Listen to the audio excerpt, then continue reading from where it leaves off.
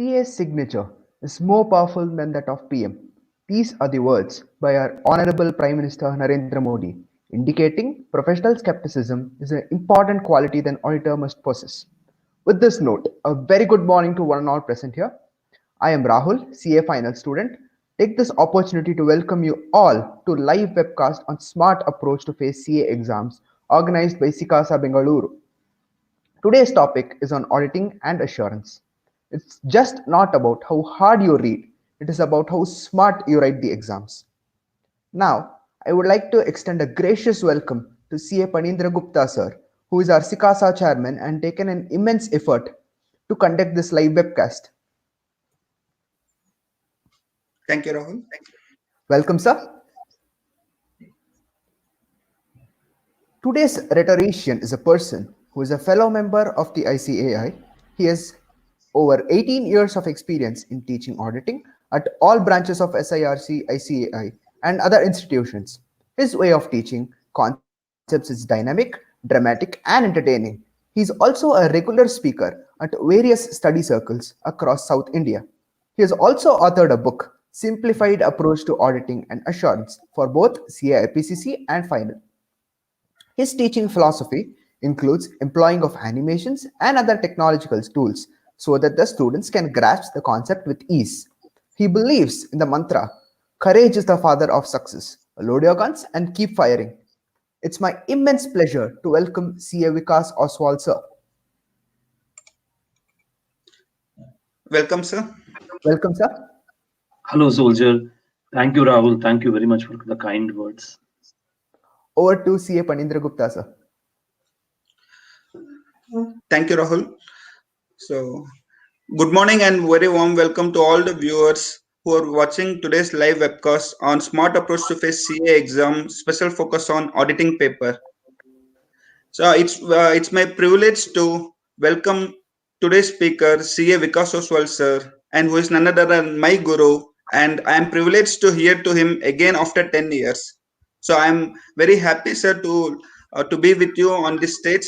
So thank you so much for accepting my invite and coming and delivering for today's session, sir. Thank you. And thank you. Thank you very much. And talking about today's topic, auditing, like for some of them, they may think like this is theory subject, so it's not scoring, or it is very difficult to get marks, all those things. But take it from me, like after hearing to today's speaker, CA Vikas Oswal, sir, and he will definitely going to help you out in achieving more marks. And please pay attention and make use of this opportunity to the best possible efforts. And on behalf of Sikasa Bangalore, I welcome once again CA Vikas Oswal, sir, for today's session. And over to you, sir. Thank you very much, Panindra. Thank you very much, Rahul. Dear all soldiers, today we are all planning and we are all preparing for the coming examination in June 2020. So for this purpose, Sikasa has organized this particular crash course, a kind of where web telecast is being made to the various students. My dear soldiers, my purpose will be to address both the concerns of final students and the concerns of IPCC students. Incidentally, the standards on auditing, which is the main bone of contention among all the students, my dear soldiers, it is more equally applicable to both CA intermediate students as well as the CA final students. So first 1 hour, I will be focusing on how to, address these standards on auditing, how to take care of standards on auditing, and common syllabus like company audit, bank audit. This common syllabus we will take up first. And then I'll try to address the specific topics in each of the areas. How do we go about it actually? And then finally, my dear soldiers, yes, our examination preparation. The first thing, my dear soldiers, whenever CA final students, when you start preparing for the examination, my dear soldiers, please start from the reverse. I request you to take standards from reverse. Actually, you start from the 700 series standards onwards. 700 series, that will always be better actually here. So always when we prepare for auditing examination, always remember one thing, my dear soldiers, that the relevance is always important actually here, what you're reading. So now at the end stage, actually, always you start from the reverse, that will always be better. For example, start from the 700 series standards, then go to 600 series, then go to 500 series, like that it should go. And for CA intermediate students, you should go from 200 series standards, 300, then 500. That's how your progression should be when you prepare actually here. So one thing, yes, challenging in theory paper is that to retain, to have a retention. So that is why we address this. So more you focus on relevant topic, that will always be better. So that is how standard should be approached. Now in the current notification made by ICI, where last year they highlighted that many of the standards were removed for CA final as well as CA intermediate. So they have reduced the standard. They have just brought down the number of standards, which is very less in number for you, my dear soldiers. So that is where we have to take advantage of it actually. Okay. So I'll just go standard by standard so that we'll just have a quick revision actually. First of all, we talk about SA 200. 200 talks about overall objective of independent audit and conduct of audit as per standards on auditing. First of all, it talks about, my dear soldiers, the objective of audit. What is the objective of audit? Why am I doing audit? I'm doing audit because I want to obtain a reasonable assurance that the financial statements are free from material misstatement due to fraud or error. I need to obtain a reasonable assurance, my dear soldiers. That is the one thing. Second thing, my objective is to communicate as per the standards on auditing. And also, my objective is to report as per the standards on auditing. So, here I need to obtain a reasonable assurance. So, we as an auditor, we express opinion on the financial statements of the company. So, whenever you read SA 200, start with the overall objective, my dear soldiers. That is the thing actually, that why are you doing audit? Then the next topic in that which you should focus more is professional skepticism. As an auditor, you should act with professional skepticism. Professional skepticism is an attitude of questioning mind, critical analysis, critical reasoning, being alert to possibility of misstatements arising due to fraud, critical assessments of audit evidence. So being alert to possibility of fraud, being alert to a contradicting audit evidence, being alert to a documentation which are unreliable, being alert to situation where more audit procedures are required to be applied than the standards on auditing. So professional skepticism is a topic you should focus on further. Then, my dear soldiers, as we march ahead in SA 200, you should focus even on the audit risk. Audit risk is nothing but a risk of giving an inappropriate opinion on the financial statement. I repeat again, risk of giving inappropriate opinion on the financial statement. Audit risk is made of two components, that is ROM and detection risk, risk of material misstatement and the detection risk. First of all, I'll just pause a little bit. ROM here means what? Problem. Problem, my dear soldiers. So, in simple, your understanding, actually, don't write in the examination. In examination, you should write as per the material, but understand. So, risk of material misstatement is made of two risks, my dear soldiers: inherent risk and control risk. Inherent risk is susceptibility of an assertion to misstatement. Basically, you are not able to control or contain this risk. Inherent risk is something which is unavoidable. And control risk arises because of the internal control is unable to prevent, detect, and correct misstatements. So CA intermediate students specifically focus on the audit risk definitions, the risk of material misstatements, and that you should know the meaning actually here. Audit risk, as I told you, it's made of ROM and detection risk. Detection risk is where the auditor is unable to detect or unable to reduce the audit risk to an acceptably low level. When he's unable to reduce the audit risk to an acceptably low level, that situation we call it as what, my dear soldiers? The detection risk, my dear soldiers. That's the thing. So auditor misapplies the audit procedures, misinterprets the audit results. So combination of ROM and detection risk makes the audit risk. Okay. Now Coming to ROM, which is very important for now, this for final students, ROM can be taken at financial statement level and at assertion level. ROM at financial statement level and assertion level. Financial statement level, my dear soldiers, when, understand this properly, when the problem affects the entire financial statement. This could be a simple example. Example, so you have an incompetent accountant, my dear soldiers. Incompetent accountant is not all competent. So entire financial statement will go for a toss.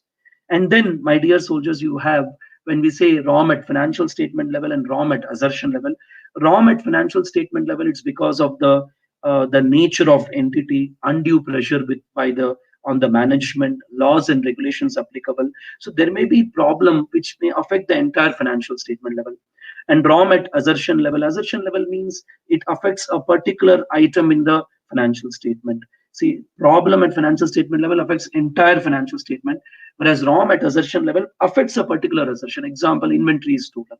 So this is affected by the quality of accounting systems. It is also affected by the complexity of transaction, unusual transactions. All these factors will affect ROM at the assertion level. Okay.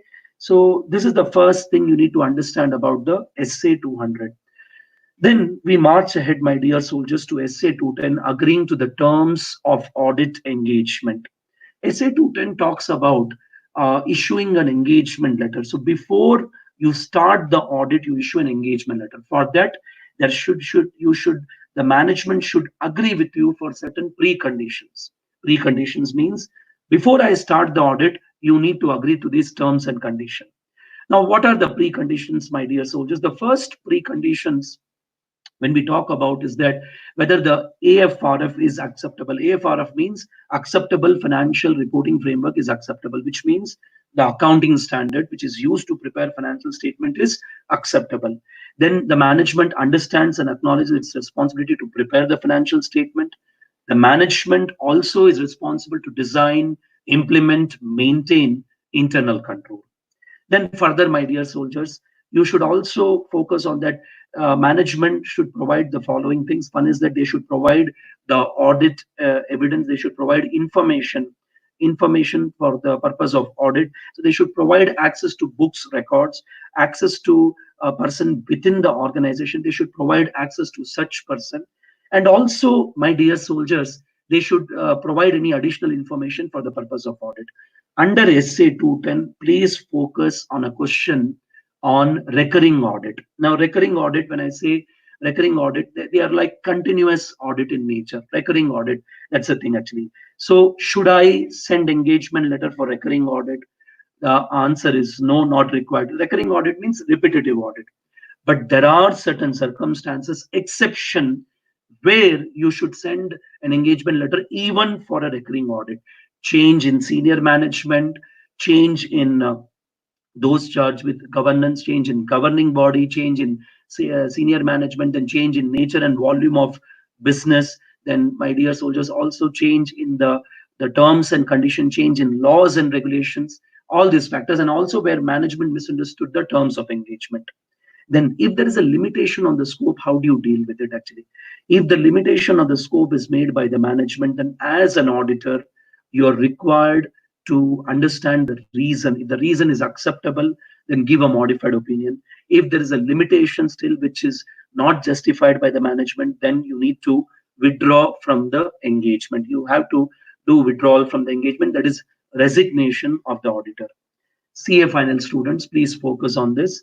CA final students, in RTP of May 2020, there is an amendment regarding the audit committee and corporate governance, where they have given one circular, which was issued in October 2019.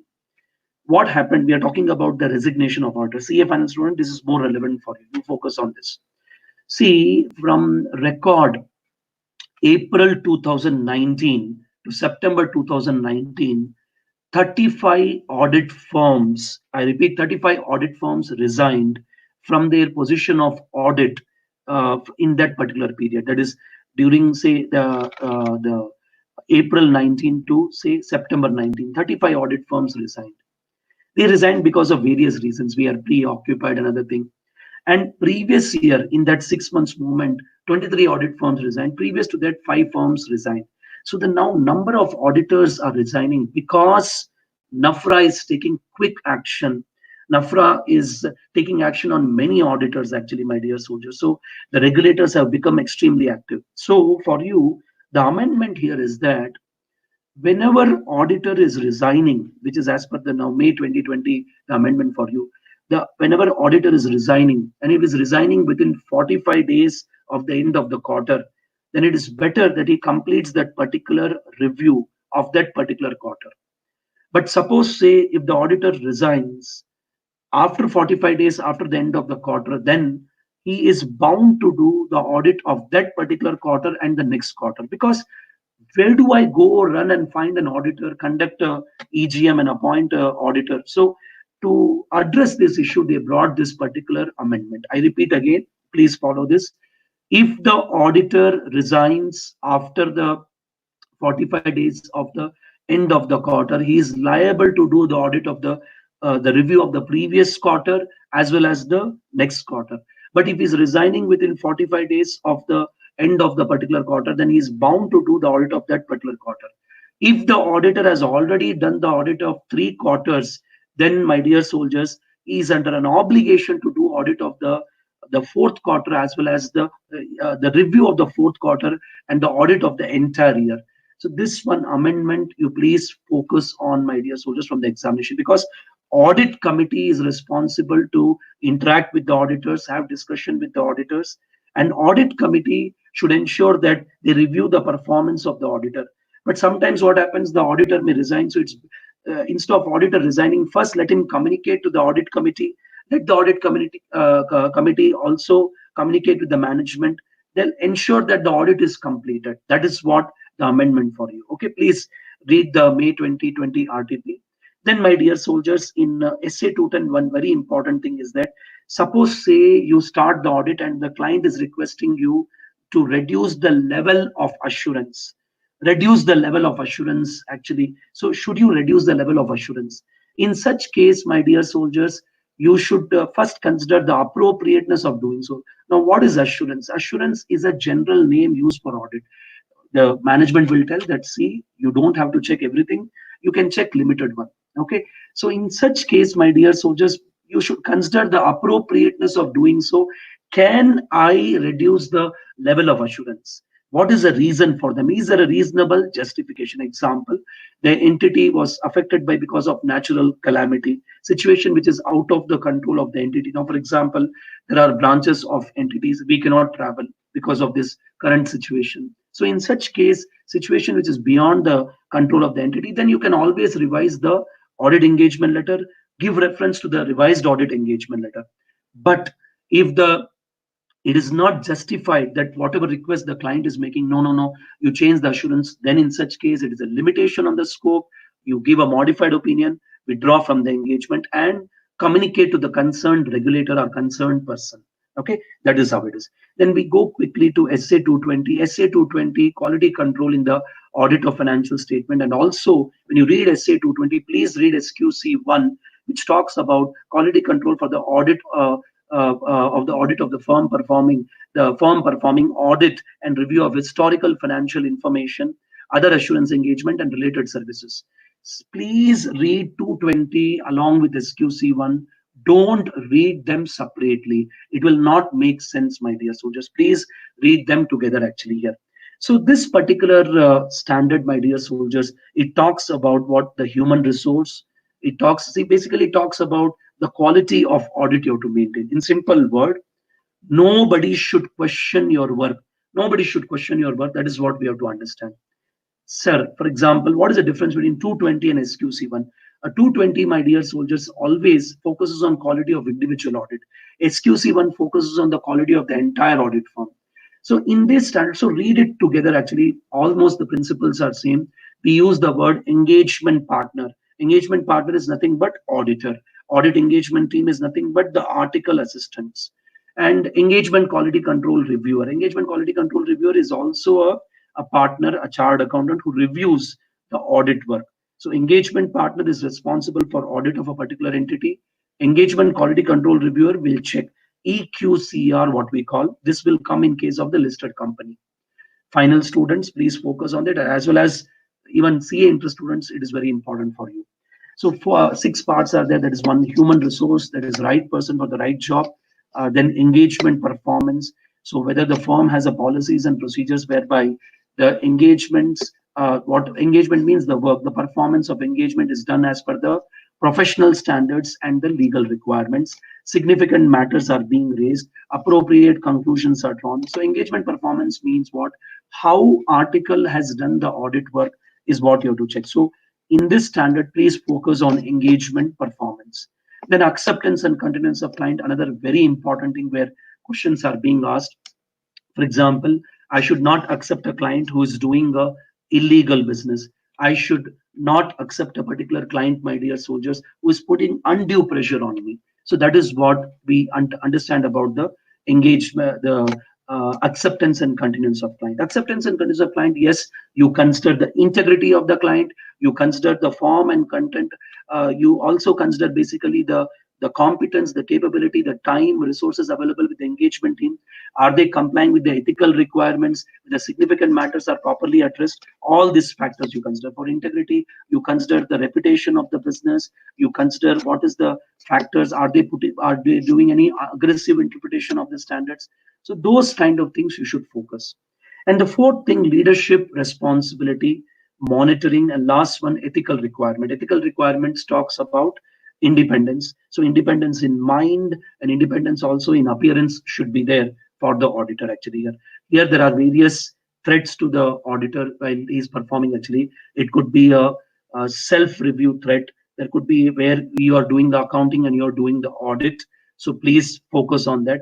Then also we have we say self advocacy threat actually, whereby the auditor is advertising about the products of the entity, which is definitely not acceptable. And like say he's advertising about the shares of the company. So these various threats will come into picture actually here. Then familiarity threats are there actually here. So you should know these various threats actually here. And intimidation threats are there, self-interest threats are there. Intimidation threats means where undue pressure is being put. Okay, so independence you should go when you read through the ethical requirement.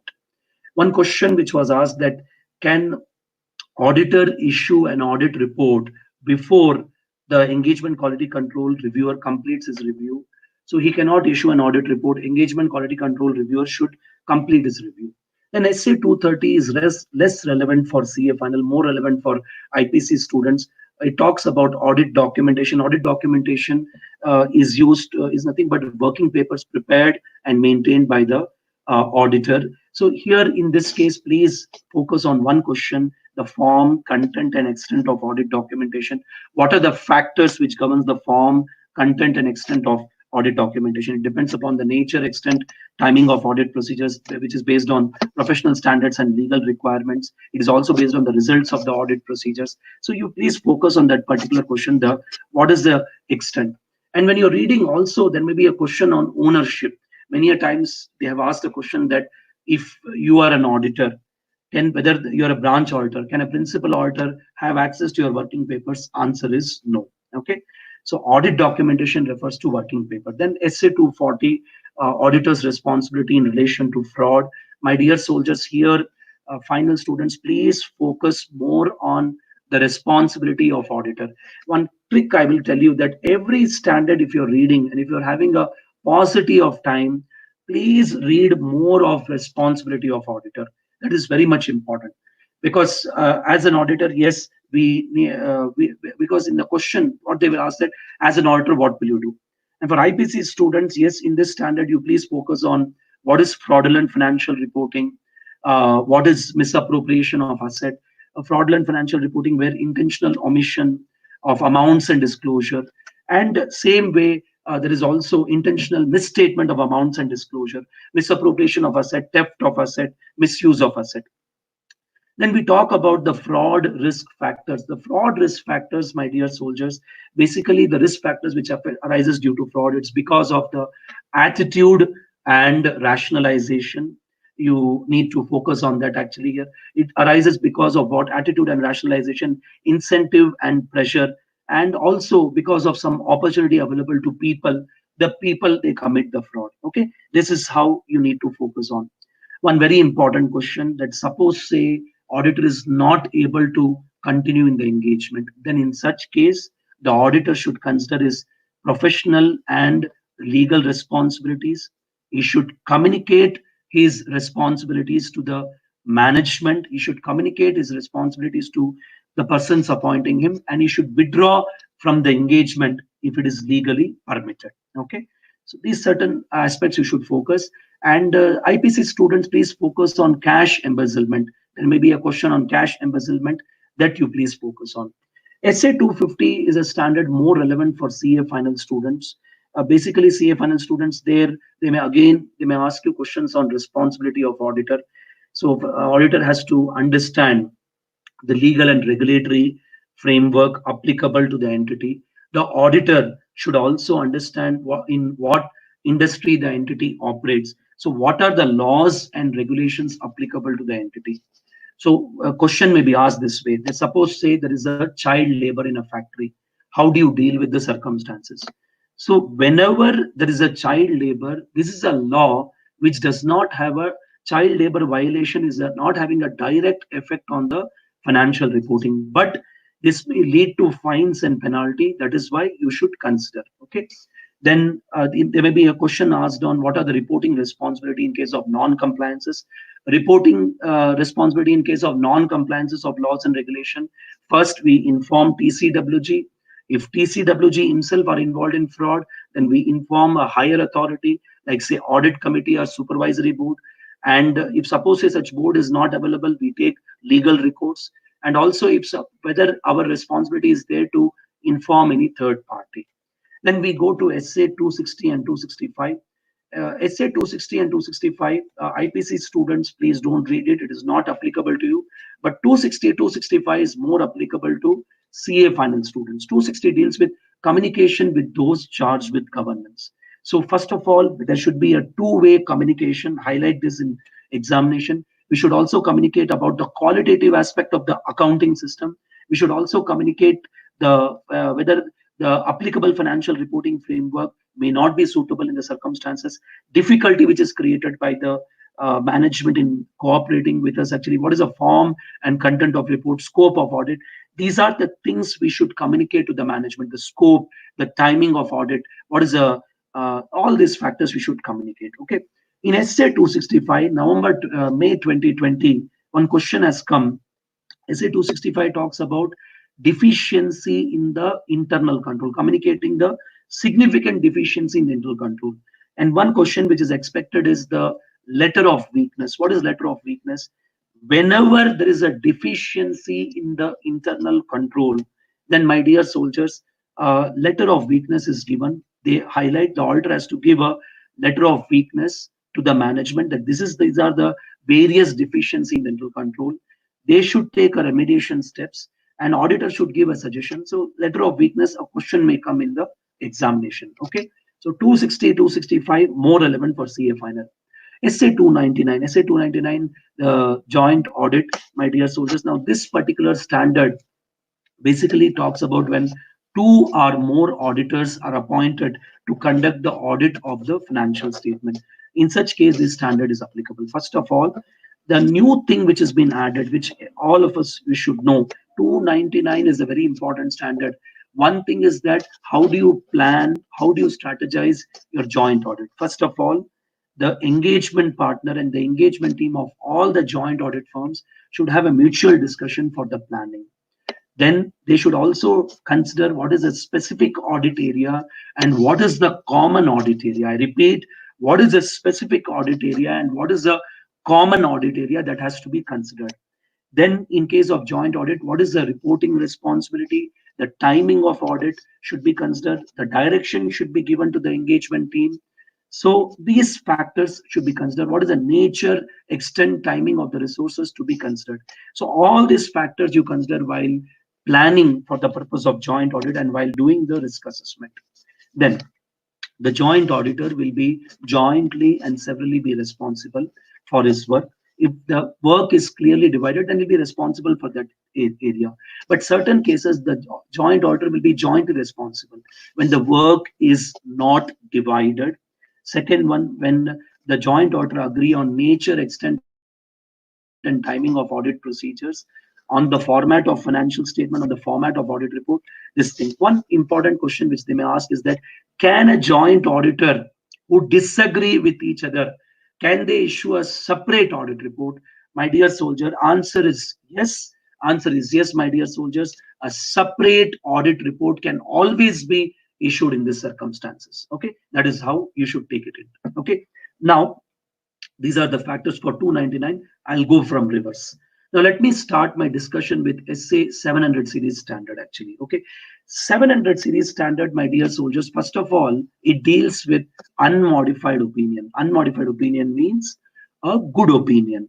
So forming an opinion. So it deals with the forming of an opinion and reporting on the financial statement. So SA 700, what is a question we may ask? As an auditor, what are the specific evaluation you will be doing? What are the specific evaluation, my dear soldiers? First of all, the specific evaluation will be whether the accounting policies are properly applied and properly disclosed. Second one, the accounting policies are consistent with applicable financial reporting framework. And third one, whether appropriate terminologies are being used, whether the information generated by the accounting system is relevant, reliable, understandable, and comparable, whether the information in the financial statement is properly disclosed, what disclosing the transaction and events. So all these are the specific evaluations to be done, and also whether accounting estimates are reasonable in nature. Now, in this particular standard, my dear soldiers, SA 700, they will also focus on the format of audit report, which is very important for both the people. Maybe I say intermediate students will be asked direct question. Final students will be given a practical case study. That is one thing. So here, say take example, my dear soldiers. So what is the format of report? It contains the title, independent auditor's report, addressee, depends upon the circumstances. It could be the members of the company, proprietor, depends upon the circumstances. Then the opinion paragraph. In the opinion paragraph, very, very important. Final students, please by heart it, the opinion paragraph, because they may ask you to draft an opinion. In the opinion paragraph, we identify the entity which is subject to audit. Second one, we also state that we are auditing the financial statement. Third thing, we identify the title of each financial statements which are subject to audit. Then we also have to give the date and the period of the financial statement. All these factors in opinion. And finally, we also express an opinion. If it is an unmodified opinion, then we have to use the word. It gives a true and fair view of state of affairs and the operating results of the entity, true and fair view of the cash flow. So this you have to by heart.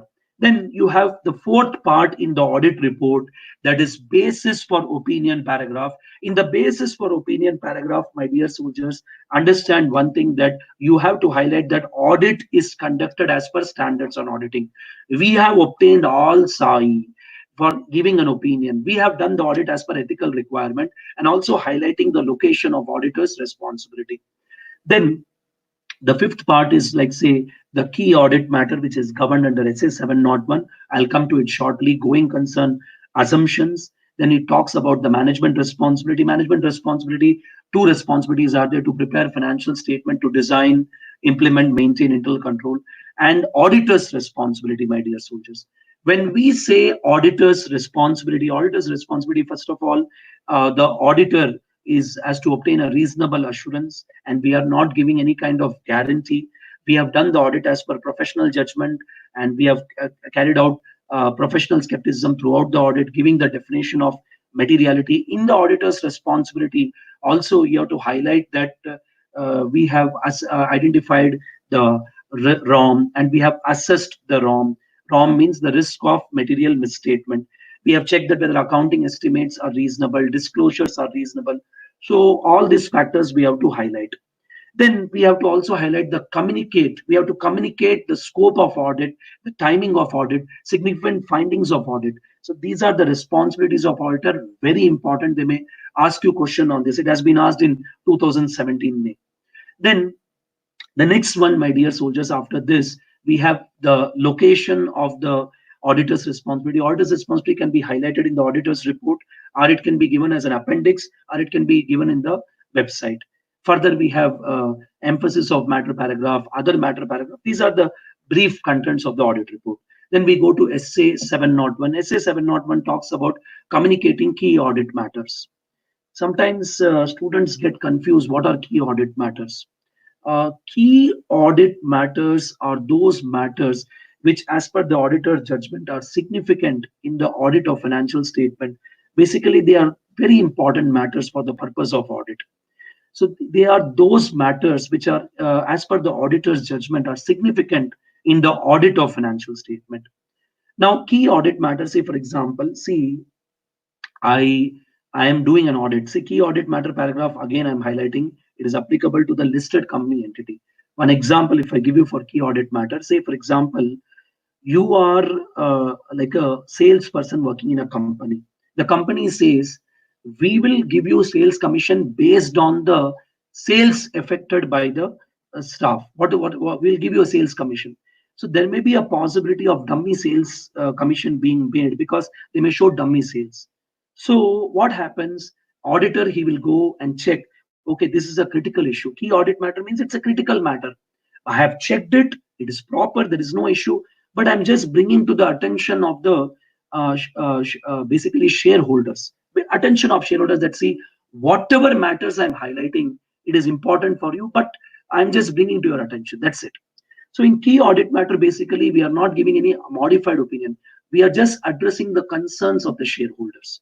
In key audit matter, it enhances the transparency of the audit report, communicative value of the audit report. The key audit matter is such paragraph whereby it also enhances the understanding of management judgment, understanding of entity. So one question which may come is that what are the factors which cannot be considered a key audit matter? Key audit matter is not a substitute for additional disclosure in the financial statement. Key audit matter is not a substitute for any going concern assumption assessment, SA 570. Key audit matter is also not a substitute for a modified opinion. Key audit matter is not a separate opinion on a specific matter. They may ask you a question that what is not covered under key audit matter. Then what are the factors to be considered to be identify a key audit matter? The factors to be considered to identify key audit matter is, one is the risk of material misstatement, significant risk as per SA 315, management judgment, auditor's judgment. So all these factors will affect the key audit matters, to identify key audit matters. And when we should not disclose the key audit matters, my dear soldiers, the one is that when it is precluded by law, when the law says it should be precluded. And second one, when the liability exceeds, outweighs the benefits. In such case, you should not disclose the key audit matter. Then we shift our discussion to SA 705. SA 705, again, final students, please by heart the three types of opinion: qualified, adverse, and disclaimer. A qualified opinion, my dear soldiers, is one where, my dear soldiers, is something which basically the misstatement is material but not pervasive. An adverse opinion, SAI is available, evidence is available, but misstatement is material and pervasive. And disclaimer opinion, the misstatement, my dear soldiers, is material and pervasive, but there is no SAI available. One question which may come for final students, take example, in how do you address practical question here? Because say, for example, so IPC student get by heart the definition, final student, you have to focus more on application. Say example, the trick is like this: if there is one or two misstatements in the financial statement, then in such case you have to give a qualified opinion. Similarly, if one or two SAI not available, you have to give a qualified opinion. I repeat again, if one or two misstatement, qualified opinion; one or two SAI not available, qualified opinion. Then adverse opinion, SAI means sufficient and appropriate audit evidence. Okay, sufficient and appropriate audit evidence, that's how it is.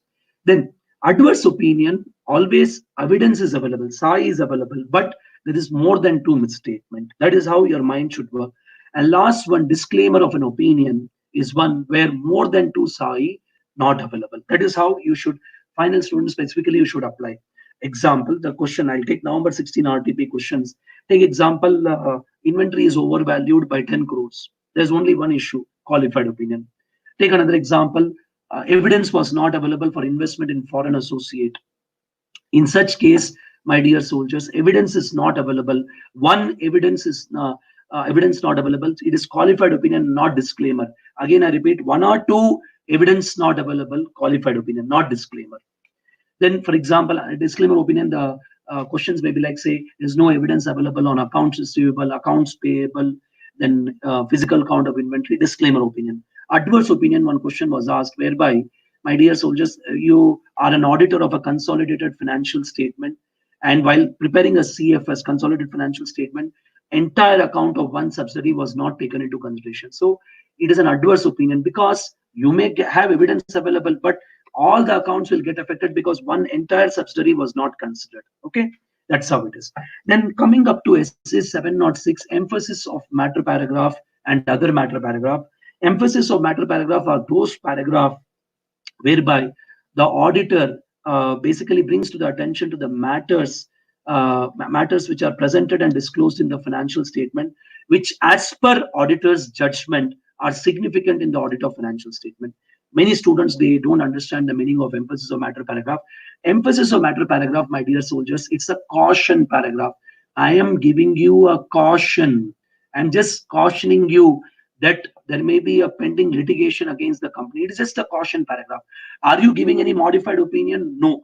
I'm just giving a caution to the shareholders. Okay. There may be a case pending against the company. That is emphasis of matter paragraph. And coming up to, my dear soldiers, the other matter paragraph. Other matter paragraph, a paragraph is more about the auditor. So other matter paragraph is a paragraph included in the auditor's report, which refers to matters other than presented and disclosed in the financial statement. See, it says other than presented and disclosed in the financial statement. That is what, my dear soldiers, is other matter paragraph. Matters presented other than disclosed and presented in the financial statement. Okay, that is this is one thing. This is other matter paragraph. See, in other matter paragraph, understand that you talk only about the auditor. You highlight about the auditor's responsibilities, the auditor's report. Example, my dear soldiers, it could be a situation where you, for example, you have not done the audit of a branch. You're highlighting that. Or the you are the auditor. You are the auditor. You're highlighting about the details about the previous year auditor. Or you did not apply some audit procedures. There it will come into picture, my dear soldiers. Okay, fine. So then after this, we discussed about SA 710. SA 710 talks about comparative. In comparative, there are comparative. Basically, what it is, it is an amount disclosure, my dear soldiers, an amount disclosure of a prior period. That's it. It's an amount disclosure of a prior period. That is called as comparative. In comparative, there are two types of comparative. One is the corresponding figures, and the second one is comparative financial statement. My request to all of you is that please focus more on corresponding figures. Sir, what is corresponding figures? It's an amount disclosure of the prior period, which is an integral part of financial statement. See, for example, you are doing audit of current period financial statement. You also give the prior period financial statement information you give. That is called as corresponding figure.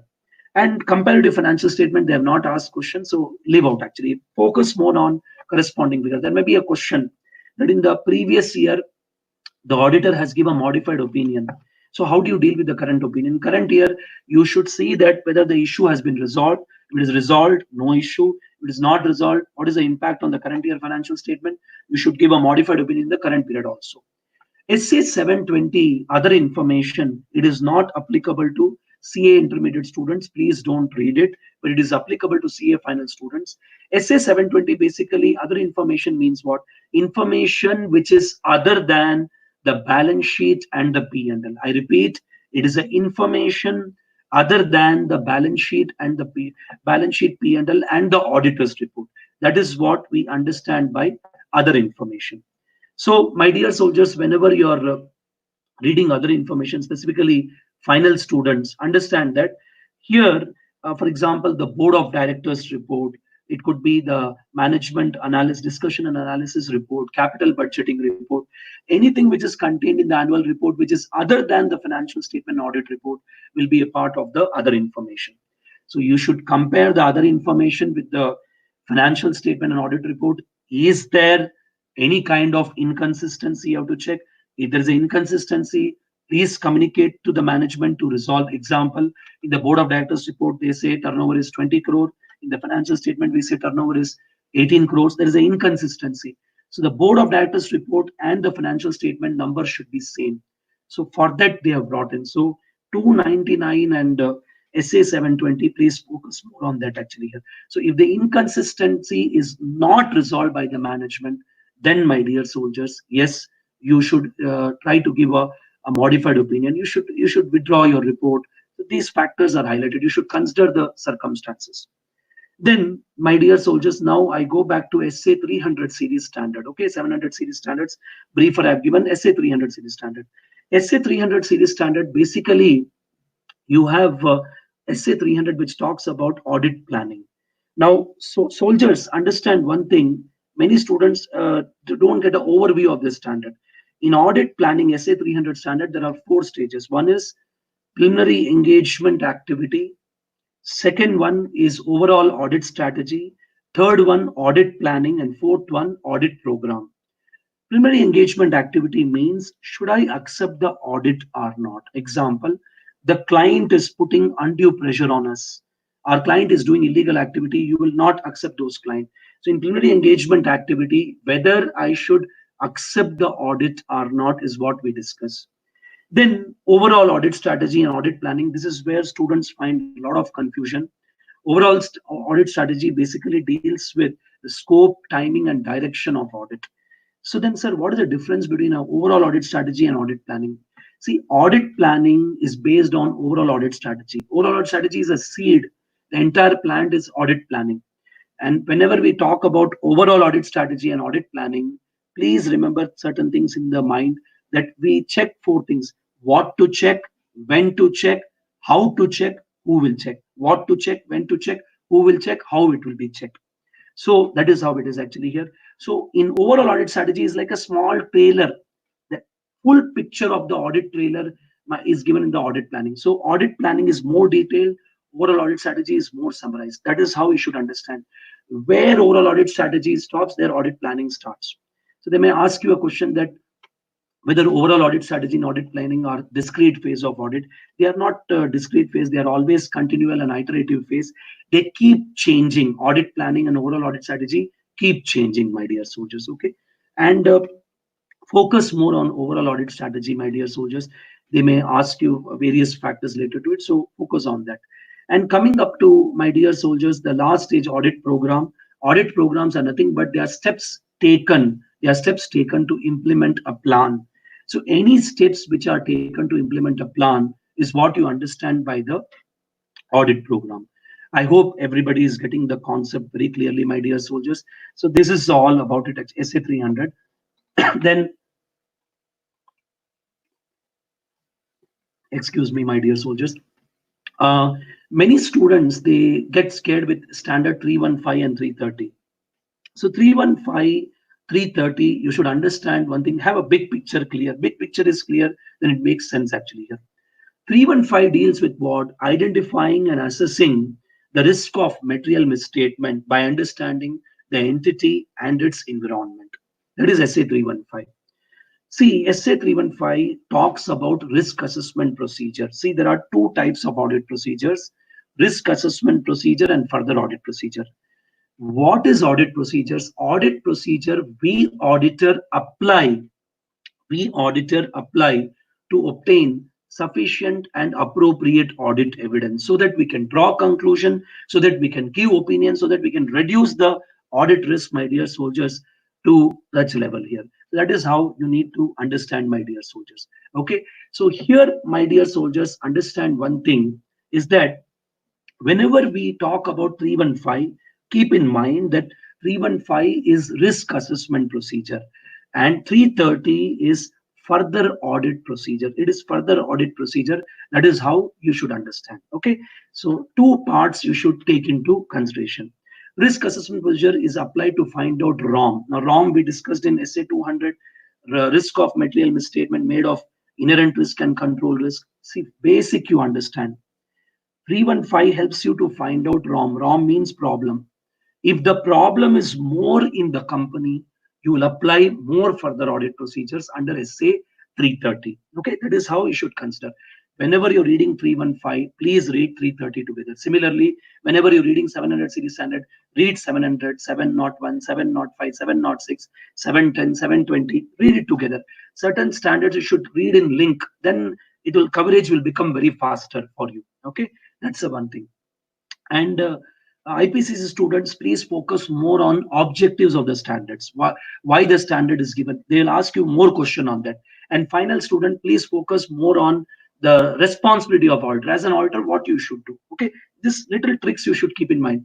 Any standard you're reading, students, you focus more on the objectives, especially the CA intermediate students. Okay, now so, my dear soldiers, to find out wrong, we apply what? We apply inquiry with the management, inquiry with the in-house legal team, inquiry with the sales personnel, inquiry with the information technology personnel. We do inquiry to find out what is the wrong. Similarly, we also do observation. We apply analytical procedures. Then, my dear soldiers, coming to the other aspects, actually, 5 components of control are there. See, internal control is a policy and procedure of organization. ROM is like a villain. Try to understand that. ROM is a problem within the organization. Okay, so this you should know the difference very clearly. So if I want to reduce the ROM, my control should be stronger. So control has got 5 components. Control activity. In control activity, we check authorization, recording, and updating of transaction. Read that. So control activity which is related to significant risk should be considered. Then next one is risk assessment procedure. I told you it is applied to find out the ROM, which is nothing but problem, which helps us to identify how much nature, extent, timing of further audit procedure we should apply. And then, my dear soldiers, also the information technology and control.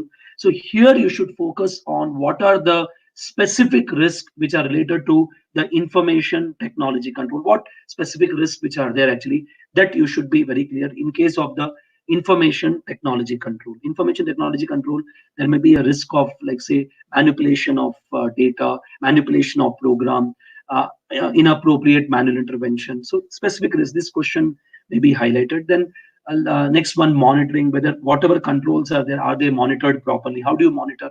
Through internal audit, by bank reconciliation statement, so on and so forth. And lastly, the entity and the control environment. So there may be a question on control environment, very, very important. Control environment basically talks about whether those charged with governance and management have a system of honesty and ethical requirement being complied within the organization. See, if the people are honest in the organization, if they are ethical, the less chances of fraud. Less chance of fraud means less chance of wrong. That's how it is.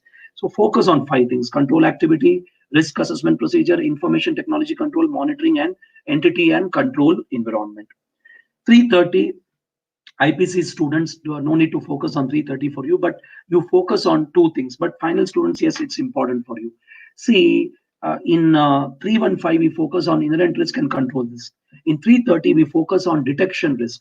Ultimately, what is the golden rule? The golden rule is that auditor designs, performs audit procedures to obtain SAI, to draw conclusion, to reduce the audit risk to an acceptably low level. And you have to reduce the audit risk to an acceptably low level, then only you can give a proper opinion.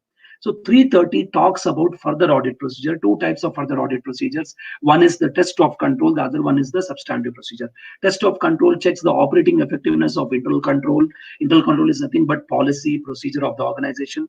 And the second one, my dear soldiers, the substantive procedure is nothing but it comprises of test of detail and substantive analytical procedures. Okay, please read the standards together. It is not tough. It is just you should have a big picture about it. Then SA 320 talks about materiality. An item is said to be material if it influences the economic decision of the user of the financial statement. In this, focus on 2 things. One is focus on the benchmark. How do you determine the benchmark? Benchmark means the basis on which you calculate the materiality. Example, we take percentage on the benchmark. Example, say I calculate, take turnover. I take percentage of turnover. I take 1% of turnover as material. I take 5% of turnover as material. That is called as what? Come on, my dear soldiers, the benchmark. It is considered as a benchmark. 10% of the turnover will be considered as a material, or say 10% of profit will be considered as a material. That is benchmark. So how do you consider the benchmark? This may be a question in the exam. you should consider the title elements of the financial statements. That's the basis actually: asset, liability, equity, income, expenses. And then you should also consider the item on which the user of financial statement focuses, nature of entity, life cycle of the product actually. So these are all certain factors, and also volatility of the benchmark. Now another question they may ask in 320 is that can you revise the materiality level? Can you revise the materiality level? Answer is yes, we can always revise the materiality level, my dear soldiers. So materiality level can be revised based on the circumstances. Okay, this is 320. Then coming up to my dear soldiers, 400 series standards. 400 series standards are not at all important for CA intermediate students. It is important only for final students. That is 402 and 450.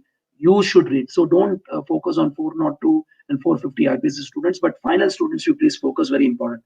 402 talks about service organization. When you outsource the operation to the service organization.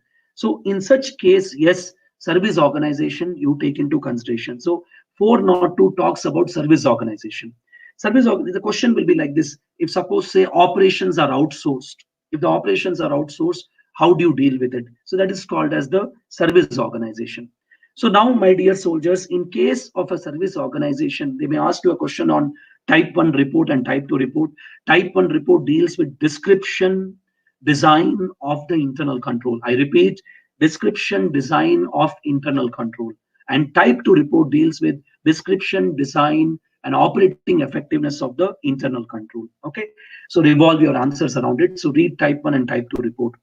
See, basically, whenever anything is outsourced, then SA 402 comes into picture. So there, when you are outsourcing as a, so you are known as what? The user entity. And the entity which does the job is known as service organization. So you are the user entity auditor, you are known as user auditor. For you, you should comply SA 402. Okay, that thing you should keep in mind. So now, my dear soldiers, when we talk about SA 402, SA 402, one thing you please understand that in 402, what are the factors to be considered? So there you should consider what is the nature of services which is being provided by the service organization. Say accounting is outsourced, and then what is the nature of transactions which is being outsourced, and then what is the nature of relationship between the user entity and the service organization, what is the degree of interaction between the user entity and the service organization, what is the materiality of the transaction which is being outsourced, what is the internal control factor. So all these factors you should keep in mind. Coming up to SA 450, which talks about the misstatements, my dear soldiers. In misstatement refers to difference between account, difference between the valuation, amounts, disclosure, presentation of items in financial statement and financial reporting framework.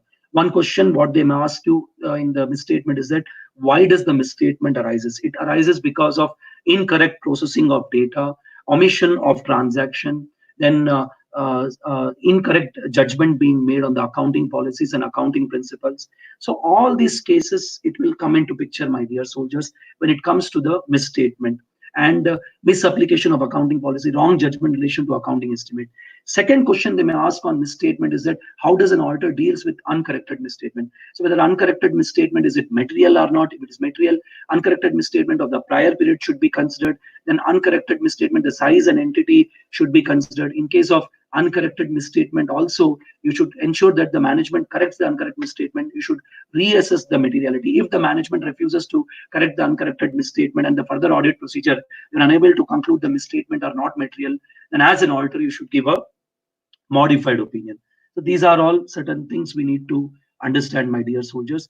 Then, my dear soldiers, we go ahead actually here for 450, 500 series standard. In 500 series standard, for SA 500 audit evidence. My dear soldiers, SA 500 audit evidence should be sufficient and appropriate. So question may come that how do you arrive at sufficient and appropriate audit evidence? Sufficiency means the quantity of audit evidence. Appropriate means, my dear soldiers, the quality of audit evidence, that is sufficient and appropriate audit evidence. So that is how it is actually. So here, when first of all understand the golden line, remember the golden line: the auditor designs, performs audit procedure. Audit procedure is given where 315, 330. Risk assessment procedure, further audit procedure. So auditor designs, performs audit procedures to obtain SAI, to draw a conclusion, for the purpose of giving opinion, to reduce the audit risk, to an acceptably low level. So this point you should remember and by heart. So now, how do you arrive at a sufficient and appropriate audit evidence? You consider the materiality of the items, you consider the trend analysis, you consider the based on prior period experiences, you also take into the risk of material misstatement. One other question they may ask you, that how do you ascertain the reliability of audit evidence? Reliability of audit evidence is ascertained by, if your evidence is more reliable if it is obtained from independent source outside the entity. Evidence is more reliable if it is in the written form than the oral form. Evidence is more reliable if it is original document than a photocopy of the document. Evidence is more reliable if it is directly obtained by the auditor than through the client. And evidence is also more reliable, my dear soldiers. Evidence will be more reliable if internal audit evidence is more reliable if internal controls are operating effectively. Then what are the different methods of obtaining audit evidence? That is inquiry, inspection. Inquiry, they may ask you a definition. What is inquiry? Seeking information from a knowledgeable person. So inquiry, inspection of books, records, documents, then observation, analytical procedures, recalculation, reperformance. They may ask you this question, but inquiry, yes, both final IPC, it's an important question. So now, sir, what is the difference between the audit procedure under 315, 330 and audit procedure which you highlighted under 500?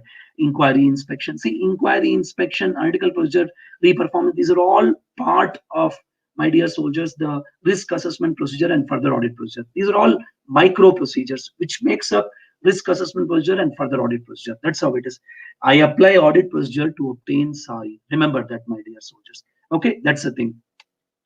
Then, my dear soldiers, we move forward. Actually, here we go to SA 501. 501 talks about physical count of inventory. Say 501, they may ask you a question on physical count of inventory. So physical count of inventory, basically auditor should check the existence and condition of inventory. So auditor should obtain SAI. He should obtain SAI for the existence and condition of inventory by conducting a physical count of inventory. Okay, that is one thing. And he should evaluate the management instruction. He should evaluate the management procedure. He should make an observation of management count of procedures. So those kind of things you should highlight.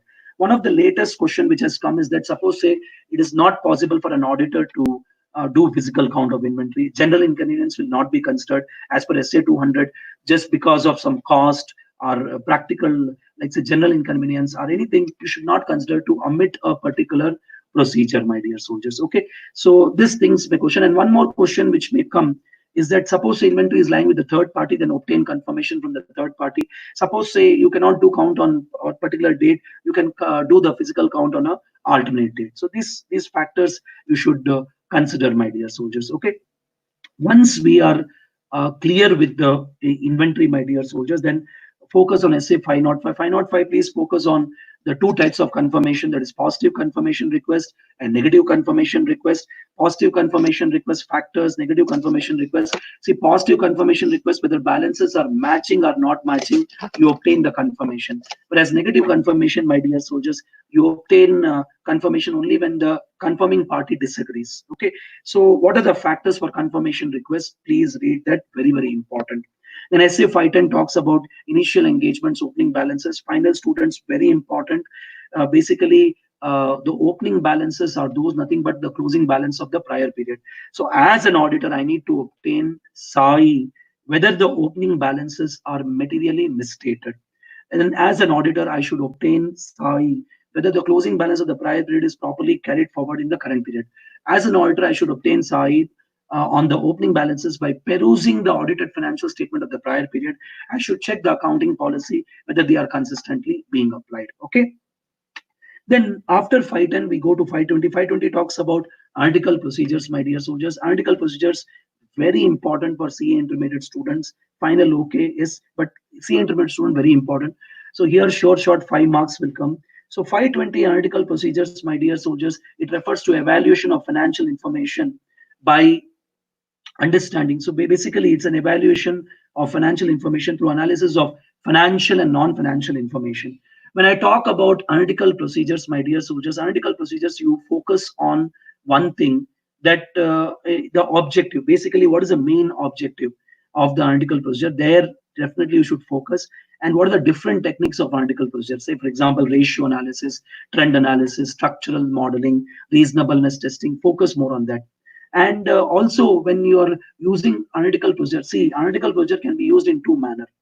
One is risk assessment procedure under SA 315 and substantive analytical procedures under SA 520. Okay, so you should consider whether it is suitable or not. Analytical procedure is more suitable for income items than balance sheet items. It is more suitable for these kind of items. Like that, you should be very clear. It is more suitable for certain assertions. Okay, assertions. Now, assertions. This is one area again students find challenging actually here. What are assertions? So assertions refers to the representations made by management on the various items, my dear soldiers. So whenever I say it is a representations made by management, say for example, you have existence, rights and obligations. These are all assertions made by management.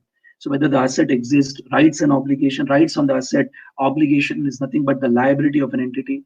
Then valuation, completeness, these are all assertions on the account balances. Then there may be assertions on even class of transaction, like say occurrence, completeness, then classification, cutoff. These are all accuracy. These are all assertions. Assertions means they are statement made by management on which I require audit evidence. In analytical procedures, whenever you're reading, my dear soldiers, also see, can I use analytical procedure as a substantive analytical procedure? And if there is any difference, if there is a significant variation, then ascertain the reason for that. Okay. Then SA 530, audit sampling. Audit sampling, please focus on the approaches to sampling. Is it a statistical approach or a non-statistical approach? Statistical approach means where I use random selection technique, my dear soldiers, a random selection technique, and where I use some mathematical formulas actually here. A non-statistical approach where I use my own judgment and experience. See, in understanding simple things, statistical approach of sampling is nothing but when I use computer to select a sample. And non-statistical approach, my dear soldiers, when I use my own judgment and experience for selecting a sample. Then there are various methods of the sampling, my dear soldiers. Various methods are there. So you should consider the sample size, sample design, and selection of item. Now this is very important where you should focus.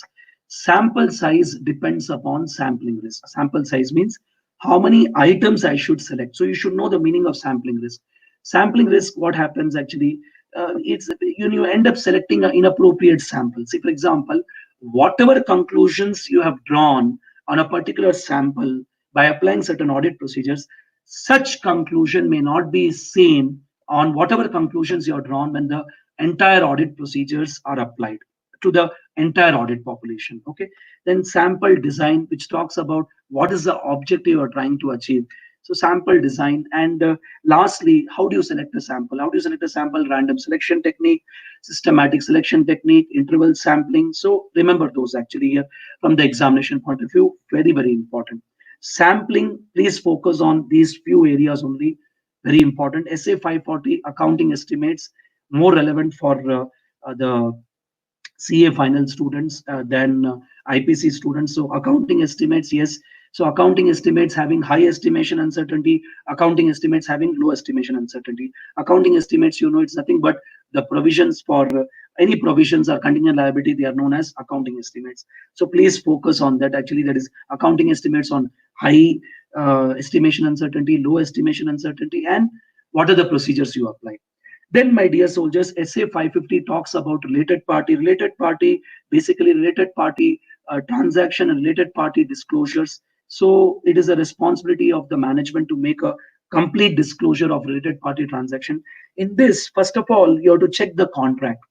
Now, whether there is a business rationale of the contract, you have to see among the related party, because fraud risk is high. The whatever the related party transaction, is it consistent with the management explanation, and whether related party is appropriately disclosed as per the applicable financial reporting framework. Their examination, they may ask you a question that how do you identify related party? Income tax returns, you have to check. Minutes of the meeting, you have to check. Bankers confirmation, confirmation from legal authority, contracts, agreements, management, KMP, those kind of things, previous year financial statement, all those things will be considered to identify a related party.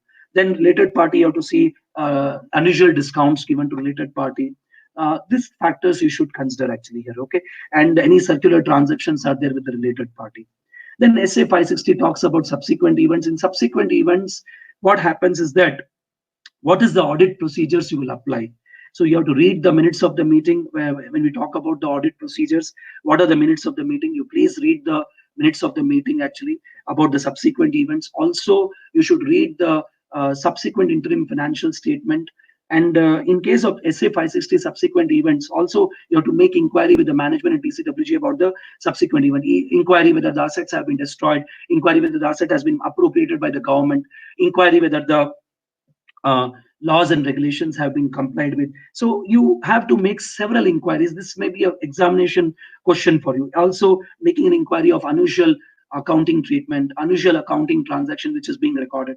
So this another important part question they may ask, that what are the inquiries in the subsequent events, and what are the procedures you will apply. SA 570 going concern, my dear soldiers, please IP students focus more on objective of going concern. And going concern, my dear soldiers, we as an auditor should obtain SAI whether the management consider appropriate that the going concern assumption will be appropriate or not. And going concern assumption, you have to consider material uncertainty in relation to events and condition that causes the questions the going concern assumption, and report accordingly. Going concern, please read the three indicators: the financial indicators, the operating indicators, and the other indicators. Okay, that may be, it's a very easy standard for that matter. SA 580 written representation. Written representation basically is a statement made by management to confirm certain matters, that financial statements are prepared as per financial reporting framework, design, implement, maintenance of internal control, so future plans of the entity, and to confirm certain matters and to support certain audit evidence. Support certain audit evidence means, like say, related parties, fraud, going concern assumptions, contingent liability. So here please understand that written representation is not a SAI, it is just an audit evidence. It is just supporting the existing audit evidence. Getting the point? Because management will give the written representation. So here you have to see the competence of the management who's making the written representation. Then 600 series standard, IPC students, you can stay away. I mean, just rush through once 600 series standard, but it is more important for final students. 600 series standard, 600, 610, and 620. 600 talks about the other auditor. So other auditor and principal auditor. So principal auditor should consider whether the work performed by other auditor is adequate for the purpose of his audit. The principal auditor should consider the significant findings of the other auditor. The principal auditor should give advice to the other auditor about the accounting, auditing, reporting requirements. Principal auditor should also document the matters which are like say significant findings of the other auditor, nature, extent, timing of audit procedures applied by the other auditor. So it's a relationship between principal auditor and other auditor. 610 talks about the internal auditor. SA 610 talks about internal auditor. IPCC little bit focus more on this. And final, as usual, it is important for you. And in internal auditor, basically, how does an external auditor relies upon the work of the internal auditor? So you should consider the what are the procedures which are applied by the internal auditor. You have to make a judgment. You have to consider the organizational status of internal auditor. You have to consider the competence and capability of the internal auditor before you rely upon the internal auditor. You have to coordinate with the internal auditor, communication with the internal auditor. So these factors you have to highlight. And can we take direct assistance from the internal auditor? What circumstances? That also please read. 620 talks about using the work of expert, more final student expert. So when you're reading 620, please read 500. 500 talks about management expert. 620 talks about auditors expert. So please link these two standards and read. And 620, basically, you have to check the competence and capability of the expert. You have to check the basically the what are the can it be used as an audit evidence, and understand the work which is performed by the expert. So evolve your understanding around that. Okay, my dear soldiers. Now coming up to my dear soldiers, final students. Let me just focus on the final students now. IPC students, 10 minutes I will talk only to final students, and then 10 minutes I will come and address to you. So you can little relax, IPC students. Final students. Now, final students, one thing please note here, that when you are preparing the subject of audit, you please divide the subject into 5 parts. First is, my dear soldiers, the standards on auditing. Standards on auditing are very important. So I told you that you start from reverse: 700, 600, then 500, 400, then go backwards you go. Whereas that is a technique you should follow when you're reading the standard. Final student, that is one thing. Second thing, final students, the second part should be your company audit. In company audit, fairly it is repeated provision from company law also. So many students find it easy. Straight away, I request you start reading Caro. You please start reading Caro 16. See, you should always have relevance reading. What is important? First, you complete that. So Caro 2016, you please read it, my dear soldiers. Read the examples of Caro 16. And in company audit section 141 and 143 is very important. 141 talks about disqualification of auditor. 143 talks about the duties and rights of auditor. These two sections, very important. Please be thorough actually here.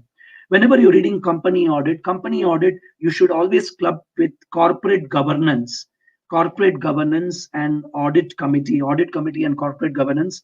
Please read that actually here. Audit committee and corporate governance. Now, an amendment I discussed in SA 210. You please refer to May 2020 about the resignation of auditor, which I discussed here. So, second part. First part is standards and auditing. Okay. Second part, my dear soldiers, is company audit, where you read CARO 141, corporate governance audit committee. Corporate governance audit committee focus more on audit committee functions. Please focus on when qualification is given, what are risk management committee, nomination, remuneration committee. Please go through them. And then also focus on audit of consolidated financial statement. Please, this also you club along with the company audit discussion. So audit of consolidated financial statement, corporate governance, audit committee, company audit. These three chapters you should read it together. When you read company audit, the auditors report like the 700 series standard. This also you please club with the company audit. Company audit, please give a special attention on schedule 3, which is division 2 schedule 3, which is based on Ind AS. I repeat, the the division 2, which is based on the schedule 3, that is based on Ind AS. Schedule 3, you should focus on that manner. Okay, that's it. Now coming up to the third part should be your, my dear soldiers, the professional ethics, my dear soldiers. In the clause 1, my dear soldiers, when we talk about the first schedule focus on the part 1, that is clause number 2 is very important. Then clause 6 is very important. Then clause 6, 7, 8. So these are 9, 10, 11. These are all very, very important clause. So clause 2, then straight away 6, 6 to 12, all are important actually here. Then part 2, part 3, part 4, just go through the examination question. That's important. And professional ethics, second schedule, my dear soldiers, you rather focus more on, like say the part two of the second schedule, which is clause 1, which talks about the non-compliance of act rules and guidelines. So that you should focus. Council general guidelines, please read from chapter 4 to chapter 10. Don't read the first 2 3. They are not important actually. And similarly, in case of part 1 of second schedule, you please read the clauses, because almost all clauses are important in the part 1. Okay, but that's how it is actually. Okay, then professional ethics, when you're reading, please club professional ethics with liability of auditor. You club it. You also club with peer review and quality review. Quality review is a chapter not applicable to the old syllabus. It is mainly applicable, my dear soldiers, to the new syllabus. That's how it is actually here. So professional ethics, liability of auditor, then peer review, then quality review. So these chapters you should club. Peer review, basically it will focus on the entire audit firm. What is the quality of work of entire audit firm?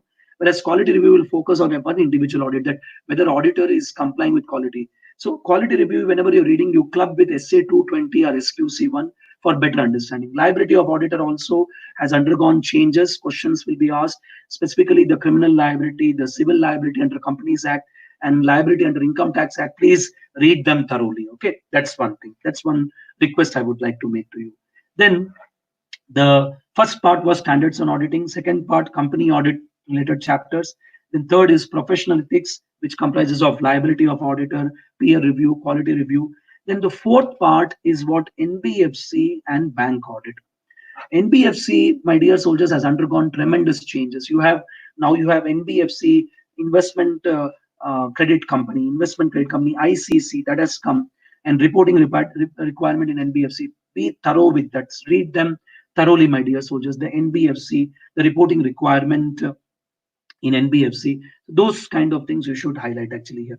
And next one, in when it comes to the bank audit, my dear soldiers, bank audit. Again, students, please do selective study in bank audit. I would like to advise you that way. Straight away, jump into important topics which was asked previously. That is how you can address the bank audit, like SLR, CRR, focusing on contingent liabilities, then the assets. So advances, mainly focusing on advances, will make you more stronger in bank audit. So don't straight away take up introduction of bank audit. It will not make sense. So focus on important. And the last one, last part for CA final preparation will be the other chapters. Now other chapters will be like, say, the insurance chapter will be there. Be straight away, again you have to do relevant reading. See, NBFC, bank audit, insurance, you start focusing on important areas first. Okay, insurance will be there, audit under automated environment is there. Okay, and there are chapters, like other chapters, like say audit under public sector undertaking, management audit, internal audit, investigation, due diligence, forensic audit. Focus more on important questions actually here. First three, be thorough, actually have a thorough grip actually. Standards, I told you, responsibility of auditor, focus more. Okay, and for IPCC objective, they have to focus more. Then company audit, professional ethics, NBFC and bank audit, and lastly, insurance, then automated environment, PSU audit, internal audit, operational audit, management audit, investigation, due diligence, other topics you can take into consideration. Okay, so divide the subject into 5 parts and study. Then going back to CA intermediate students, please remember one thing, that if you are a old syllabus and a new syllabus, little change in strategy may happen.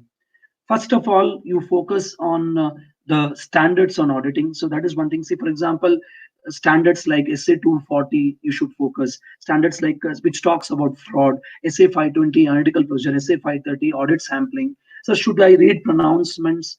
Not required. You don't have to read pronouncements. You just read what is given in the study mat. More than sufficient. More than sufficient, my dear. Our ICA study mat is amazing actually altogether. So please focus more on the study mat. That is what I would like to request you. So you divide the subject again to 5 parts. One is the standards on auditing. Standards on auditing, my dear soldiers, you will get around say 40 marks, 45 to 50 marks from standards on auditing alone. So that should be your area of focus actually. Okay, CA intermediate students and IPC students, please listen. And second thing, my dear soldiers, is company audit. You should focus on company audit and auditor's report. That is the next chapter you should focus. Now, in standards and auditing, I told you that analytical procedures, audit sampling, fraud, these are all part of standards planning, audit planning, materiality. So focus on the standard chapters which are given in the book, more than sufficient. No need to read pronouncements for at least for intermediate students. And company audit report, you please club and read it. Actually, that is the second part. Company audit again will fetch you around 20 to 25 marks along with the audit report. Actually, okay. Third part. If you're an old syllabus, you should be vouching and verification of assets and liability. If you're an old syllabus, if you're a new syllabus, my dear soldiers, then you will be doing audit of items of financial statement. Audit of items of financial statement. So that is a thing, my dear soldiers. So you do audit of items of financial statement. So that is a third part you should be doing actually when you prepare for the examination. Then the fourth part. Now see, standards on auditing, remember, it also cover even your internal control and risk assessment chapter. Even that is also a part of standards on auditing, the planning, the internal control chapters, analytical procedures. So they are all part of standards on auditing. So read that. The fourth part, my dear soldiers, will be your topics which are related to, like say, special audit under automated environment. So you focus on those topics, the special audit and audit under automated environment. And lastly, my dear soldiers, if suppose say you're a say new syllabus student, and you will have additional chapter of audit of cooperative society. This may be the additional chapters actually here. So CA intermediate students or IPC students, so this is how you should divide the subject. First one is standards on auditing. Second one, the company audit and the auditor's report. Third one, if your old syllabus, vouching and verification of assets and liabilities. If your new syllabus, audit of items of financial statement. Third one, my dear soldiers, you should focus on. Fourth one is special audit and audit under automated environment. And last one, if you're a new syllabus, then bank audit also you should keep it separate. This is how you should make a division actually. Okay. So I hope you're clear with this as far as the division of the subject is concerned. So I've given you in the order of importance. You also should prepare as per the order of importance. That is how it is. Okay. Then, my dear soldiers, what are the things? So, how do I prepare for the auditing actually? So, what are the aspects I should consider when audit is concerned? How do I do it actually here? First of all, when you're reading auditing, my dear soldiers, uh, read loudly. You should always read loudly. That is the first request I would like to make you. Have a habit of reading loudly actually here. So that will always create an impetus. Second one, you should write. Whatever you read, you should write. Sir, we don't have time now. Now the time now not there. This you will decide 1 week or 10 days before exam.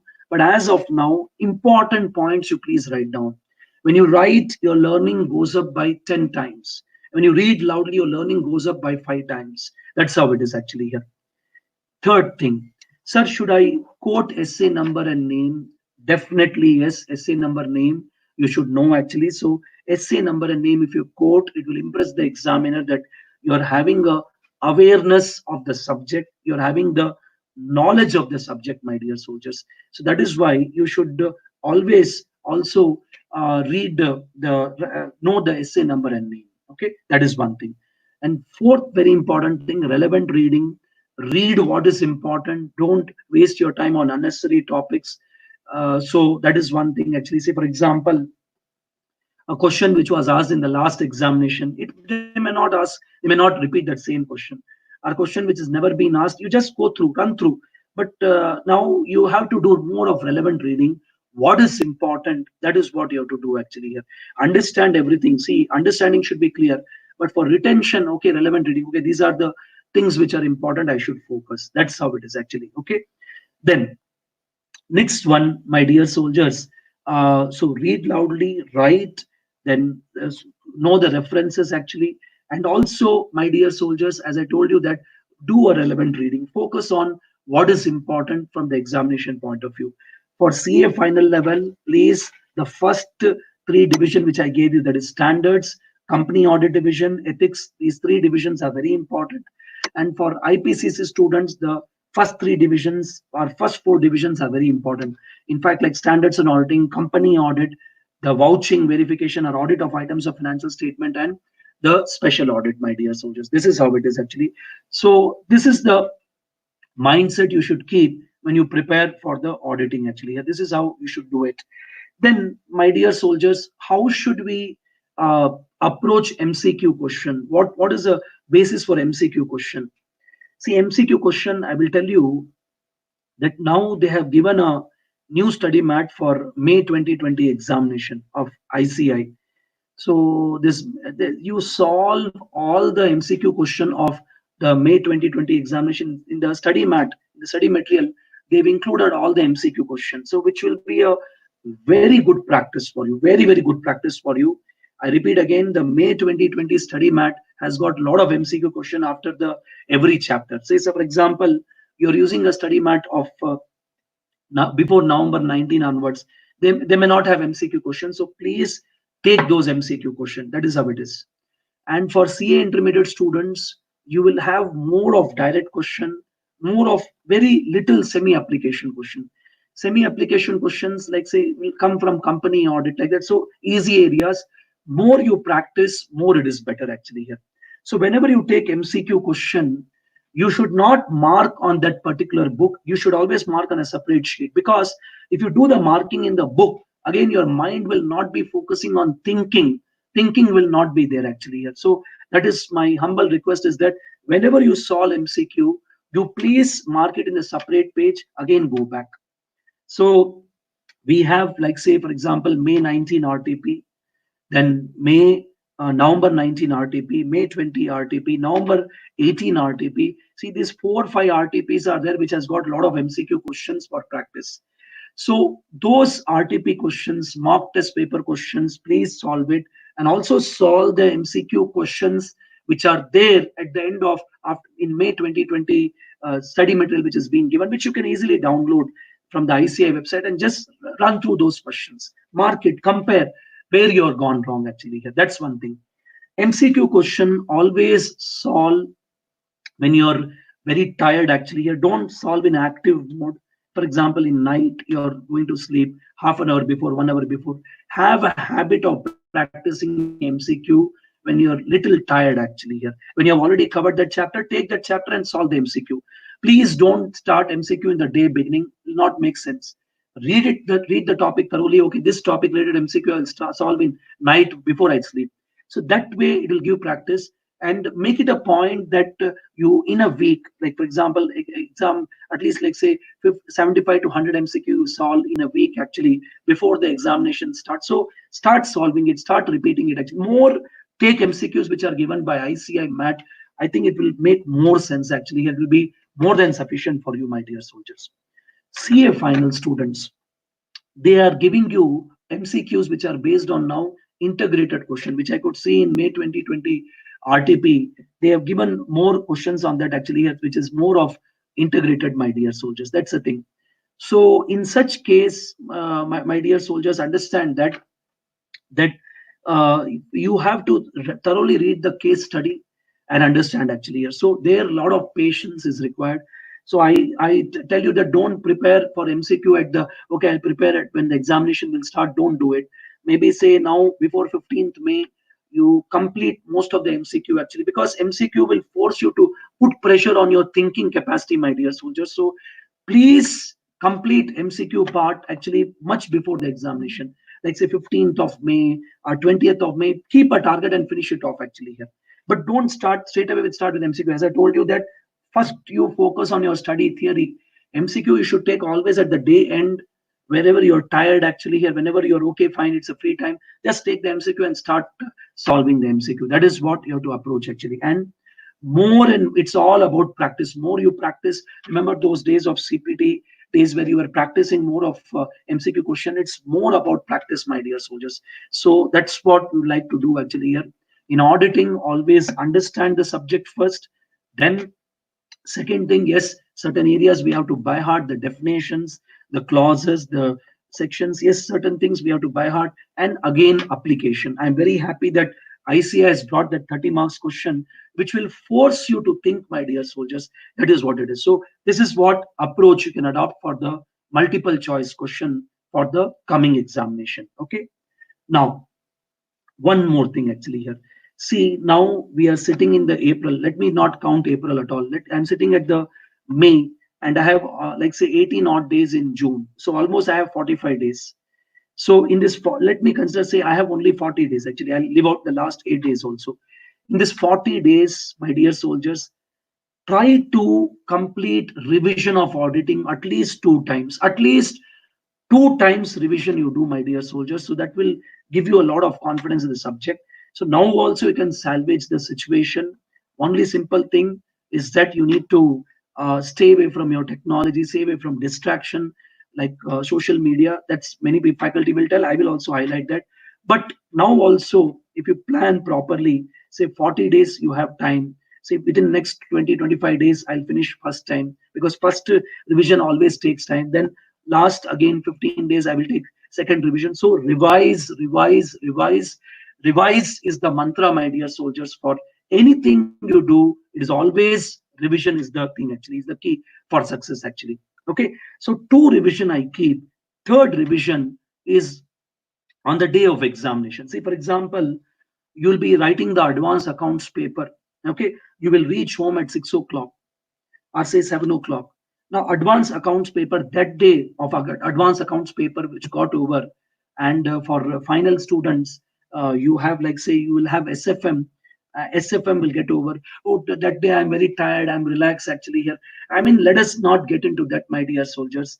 So One thing what I would like to tell you is that let us not get into all those kind of relaxation mode. That day when SFM gets over for final and advanced accounts gets over for IPCC, you should take out at least 4 hours time from there. 4 hours time you pull out from there. Next day, which is a holiday, you take 12 hours time out of that. And again on examination day, another 4 hours. So approximately you may get 20 hours before the examination. I'll tell you solidly we can complete the revision. So keep a target of 3 revisions, my dear soldiers. I think nothing will stop from you passing the examination. So that is what you have to prepare. Keep first next 25 days for first revision, then another 15 days for second revision. I'm giving a gap of 8 days. That is up to you to decide. And then on the day of examination, like the previous examination, there 4 hours. Next day holiday 12 hours. Now on the examination day another 3 4 hours. So we can definitely pull up the socks and do it. Now also we can salvage the situation. You don't have to worry actually. That's the thing actually. What is going to happen is not in your hand. See, listening to my lecture, yes, you can listen. Writing down, you can listen. You can prepare. You can. It is in your control. But my dear soldiers, examination result is not in your hands. Our paper is also not in your hand, my dear soldiers. So, you please put all your maximum effort and live it. Don't think too much. As we always tell that, forget the yesterday and forget the tomorrow. That's it. Don't think too much of tomorrow. Don't think too much of yesterday. Just focus on what you have today. Today, what you did is was more very important, my dear soldiers. Okay, fine, my dear soldiers. So now I would like to take up some questions from the students actually here. So if they have any queries, actually, definitely I would like to address actually. Yes, go ahead. We have so many queries, sir, but already you have covered in last half an hour. So, but still, we'll just take it.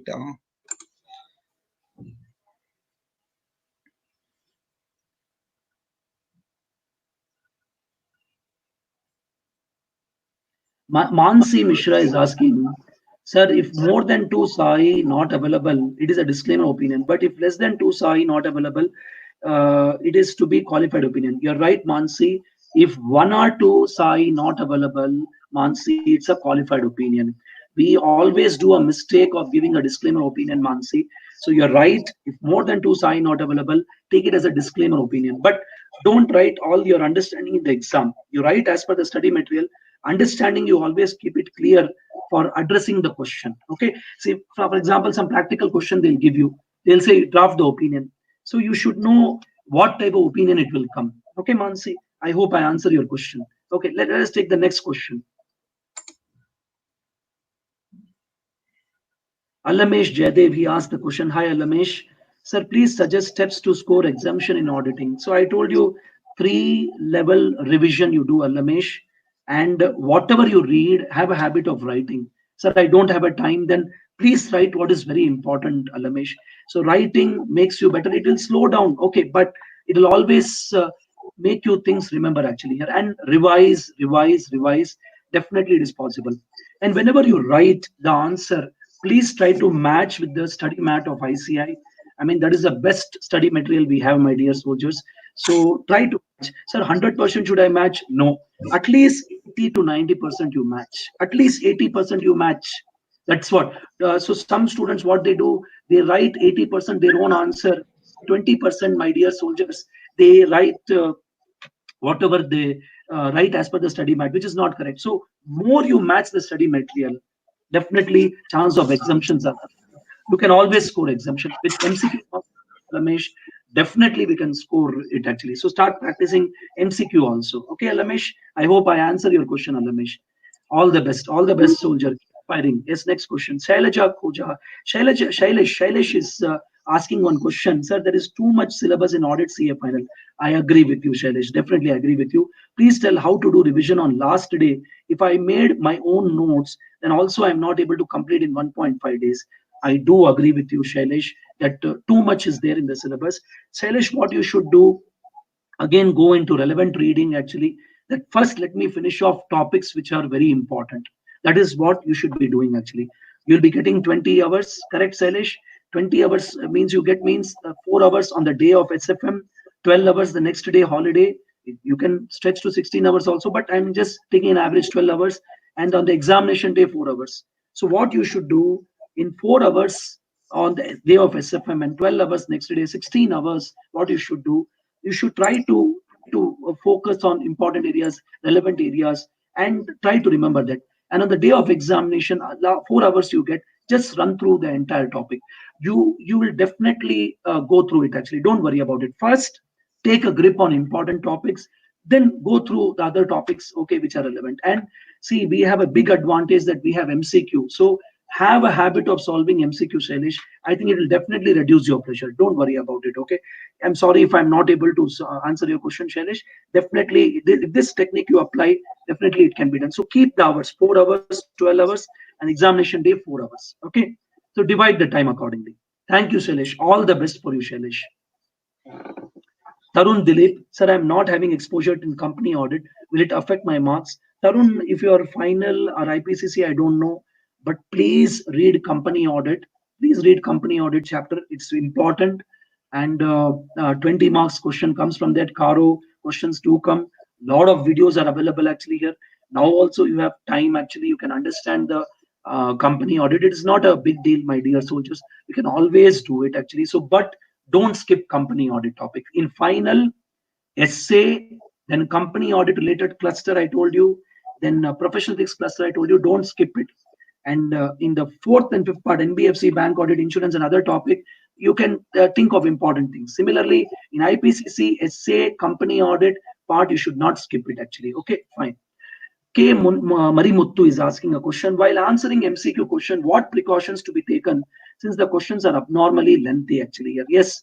So Marimuttu, it's all about practice. Keep practicing at the day end when you're very tired. Pull out those questions and start practicing, Marimuttu. That is the only one way. And Marimuttu, not to panic. See, I will tell you, when the question paper is given to you, what will happen? You you will not be allowed to open the MCQ sheet. You will be just allowed to open the descriptive answer sheet. Okay. So in such case, you will be 15 minutes, 1:45 to 2 o'clock, you'll be given the question paper. That 15 minutes, please read the descriptive questions actually thoroughly and straight away jump into descriptive question actually. Okay. So for example, you have to write 5 descriptive questions, Maributtu. So out of that, you solve 3 and then say keep solid 40 minutes for MCQ. Say each question, if we write, we take 25 minutes. So 25 minutes into 3 questions, you write and keep it the descriptive type. After that, you take up MCQ. And MCQ, don't take up at the end, take up in the middle when you're writing in the exam. Okay, sir, after 15 minutes reading of the question paper, should I start opening MCQ and start reading it? You will add additional stress, not required. First, because your mind is already ready with some answers. So start writing the descriptive question, then take up the MCQ question. And MCQ, which are very lengthy in nature, Marimuthu, only option is that practice, keep a target that you complete MCQ. I am looking at students neglecting MCQ. So solve all related MCQ related to the which are given in the ICI study mat of May 2020, more than sufficient. Okay. So that is what my advice will be. Fine. Yes. Next question. Rajalakshmi. Rajalakshmi, please, sir, please tell the chapter-wise importance of IPC and final, how to write the case law answers, whether to write point-wise or paragraph-wise. Chapter-wise importance, I've already highlighted, Rajalakshmi. I've already given that actually for IPCC and final also. And how to write the case law answer, that is descriptive answers actually here. So descriptive answers, you can divide the answers into different parts. That is, you can divide the answer into provision of law. What is a provision of law it is referring to? Say, for example, resignation of auditor, give section 140, then comments and conclusion. So whenever a practical question is asked, you divide the answer into 3 parts: provision of law, comments, and conclusion. You can write point wise also, paragraph wise also, Rajlakshmi, no problem, but try to match the study mat. At least 80% you try to match with the study mat. It will always be helpful for us. Okay, Rajalakshmi. I hope I answer your question, Rajalakshmi. Yes, go ahead. Frank Joseph, kindly tell the difference between the audit plan and audit program. Fantastic, very good. See, Frank, one thing, understand that audit plan is all about what to do, when to do, how to do. Audit plan is all about that actually here. So what procedure should I apply? When should I apply? So audit plan is like that. Now to implement a plan, you have an audit program. Audit program are the steps taken to implement the plan. So Audit program will start only when you're clear with the audit plan. Okay, that's how it is actually. The implementation part will come under the audit program. I hope I answer your question, Frank. We'll take up the next question. Kavi Priya Manian, sir, please tell how to face MCQ in the exam. As I told you, Kavi Priya, first you, when you're reading the question paper from 1:45 to 2 o'clock, you may not be allowed to open MCQ question paper. So there, Kavi Priya, what I request you is that first try to write 2, 3 descriptive questions, either 2 or 3 descriptive questions you write down, because your brain will be ready with the answer. In the middle, keep the MCQ in the middle, and then you start solving the MCQ. That is how you should do it. And at the end, you can again take up the descriptive question. Try to sandwich it. That's how it is actually. Okay, fine. Then, yes, next question. Mohana Mandala, please, any amendments? Mohana Mandala, are you final or IPCC? I don't know. But for final, I would like to highlight that the 2 amendments, which was one amendment, Mohan, was about the resignation of auditor. Auditor, if he resigns, which is like, say, after 45 days of end of a quarter, actually, then he'll be responsible to issue his report for that quarter and the next quarter. And he has to communicate. He should not resign immediately. If he has done the audit of 3 quarters, then he should also do the audit of the 4th quarter. Plus, he should also issue the audit report for the entire year. For quarter, it will always be a review report. And for yearly audit, it will be the audit report. That's how it is. And second amendment, what they have brought, Mohan, is in final, it is network forms. Now, network forms basically where today network is network, what we see actually here. So network form means, for example, I am in Bangalore and you are in Chennai. Okay, so I have some clients at Chennai. So I want the service to be provided to clients in Chennai. So I network with you actually. I said that, okay, you be a part of my network, you provide services to the client who are in Chennai. So that is a concept of network firm they have brought.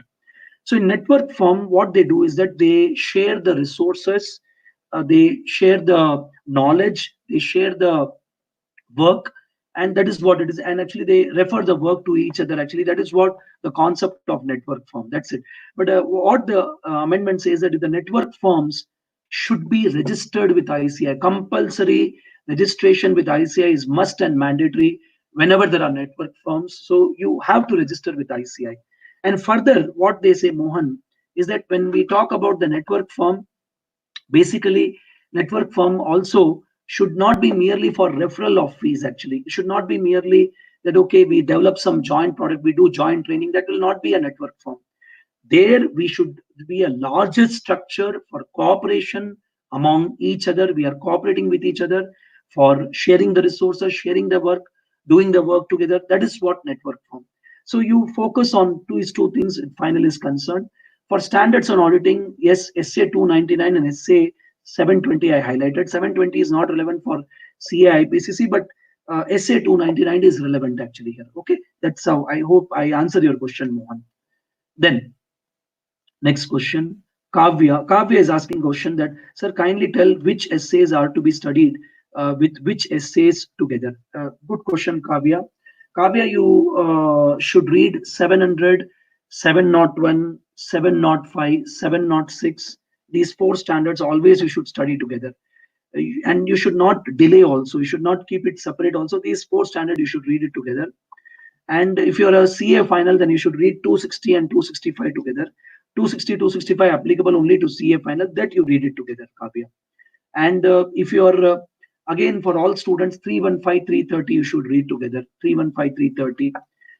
So then 600 series standard, 600, 610, 620. These 3 standards, you should always read it together, actually. You should have a thorough reading, actually. Okay, that's the thing.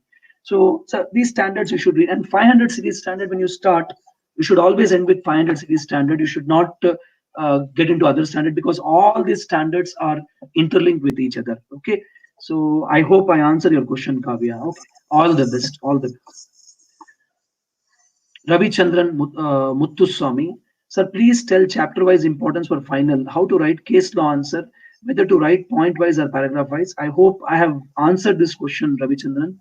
If still you're not clear, you can post it actually here. Yes, chapter-wise importance I have given you. Divide auditing finally into 5 parts. Case law, please divide into provisions, then comments, and then conclusion. Okay. Uh, Ravi, I would like to give you one solution that when you write the clauses in final, like say professional ethics or company audit, try to match with the provision word to word actually. Yeah. So that will always make a sense actually. Point wise, paragraph wise does not matter, Ravi. Does not matter at all, as long as it is matching the study mat. Okay. All the best, Ravi. All the best, Ravi. Kavipriya Manian, sir, please try to provide live chapter-wise classes like this for IPCC and Pani. Definitely, we'll discuss with Pani, and I think Pani will take a decision on this. Definitely, will help you out in any manner. We can definitely will help you out. Don't worry. Huh? Yes. Frank is asking a question that what is the difference between audit note and audit file? See, audit note basically, when you start the audit, these are all part of audit documentation, Frank. Okay, so whenever you start the audit, Frank, we make a note in the audit note. Actually, we write down in the audit note, okay, that these are all our observation. Then finally, once the audit is over, we'll take out all the notes and put it in the file. Actually, okay, this is how you differentiate an audit note and an audit file. Okay, audit file comes always at the end. Audit note is always at the beginning. But both are parts of audit documentation. Okay, I hope I answered your question, Frank. Then Mohan Keham. Sir, in intermediate level, should we remember essay number or not? Yes, Mohan, you need to remember, no escaping from that. Essay number and company audit section references like section 140, 139, 138, 140, 143, and caro clauses. So essay number, please, you have to remember. So what I would suggest you that make a table and paste it on the wall of your house. Now printer, we don't know whether, but write down and paste on the wall of your house and keep looking that every day. So definitely it'll come. Make a habit that every day I'll by heart 2 essays, 5 essays, number and name. Just keep looking at it. It can be done actually here. We can write our own words in the examination. No, maybe say 20% you can write, 80% you have to match with the study mat actually. 20% you can write. Okay, but keywords should be there. The examiner will look into the keywords. One. Okay, that's the thing. So understanding the subject is important, but it is important for MCQ. Okay, so I write as per the material 80%, at least 80%, 100%. I know it's always a challenging. Rajalakshmi is asking, sir, this 5 points is for students who are writing in June 2020, or is it also applicable for student writing in future? Definitely, it is applicable for its universal points, actually, Rajalakshmi, unless ICI changes the pattern of examination. But as of now, it is universal for future also. Okay. All the best, Rajalakshmi. All the best. Current. When why ICI become miser while giving auditing marks, actually? Yes, Karan, actually, it's a very difficult question to answer actually here. But Karan, many a times what I have seen in the answer sheet is that student will understand the concept very well they'll understand. But while writing, they falter there actually here. So that is why I suggest students many a times that you practice at home actually here. ICI is our mother body. Definitely ICI will not do that. So try to match more with the material. Definitely will get marks. But yes, Karan, I agree with one thing that auditing paper should 100 marks should be converted into MCQ, whereby we just think apply the concept. Okay, here nowadays what we are doing more of recall of memory. So definitely we'll be moving towards that direction. But as of now, yes, many times there is challenges from students also. They write their understanding, but they don't write as per the study material. You know, who evaluates the auditing paper? Auditing paper is evaluated by chartered accountants, but some college professors who have 5 years teaching experience, even they also evaluate the auditing paper. So they will be given key of answer, and your answer should match. And now ICI has also become very strict. They are also conducting some examination before selecting an evaluator. I hope you understand this some limitations also, Karan. Okay, Karan, fine. Next. Money, even if we write for 70 to 80 marks, we get 40 to 50. Why is that, sir? How can we write better? What is the expectation of examiner? Expectation of examiner is keywords, words which are there in the material. Yes, of course, you have to understand the subject. Sir, does it mean that, sir, we should by heart? I'm not telling you to by heart, but please remember the keywords which you can jot down, we can keep it. So examiner, while giving the marks, he would always see that are you writing the keywords or not. Okay, Brinda? I hope I answer your question, Brinda. All the best, Brinda. Do well, do well. Shailesh, sir, SA 520 methods are important for CA final exam. uh, SA 520 methods like say ratio analysis, then trend analysis, reasonableness testing, structural modeling are not important for final exam. They're not important actually. But you should focus on other areas, Shailesh, in SA 520, for example. How do I use analytical procedure as a substantive analytical procedures? How do I ascertain the reliability of information for analytical procedure? Those kind of things you focus. Methods, definitely they will not ask actually here. Sir, how to, Mahesh is asking one question. Shailesh, all the best. Mahesh is asking a question that, sir, how to remember some sub points in the largest question, sub points. So what you should do is that you should use some mnemonic technique. You should simplify the wording. Say for example, I use one mnemonic, say heal me means human resource. It's a SA 220, engagement, performance, acceptance and continuous of client, leadership. So you should try to make some mnemonics out of it, Mahesh. That way you can always remember the large number. Say for example, abbreviation actually here, like say TOC. So that way you will be able to remember actually here. I know it's a challenging thing. Try to make mnemonics or try to make abbreviation of it. That will always help you to remember the points. Okay, Mahesh, I hope I answered your question.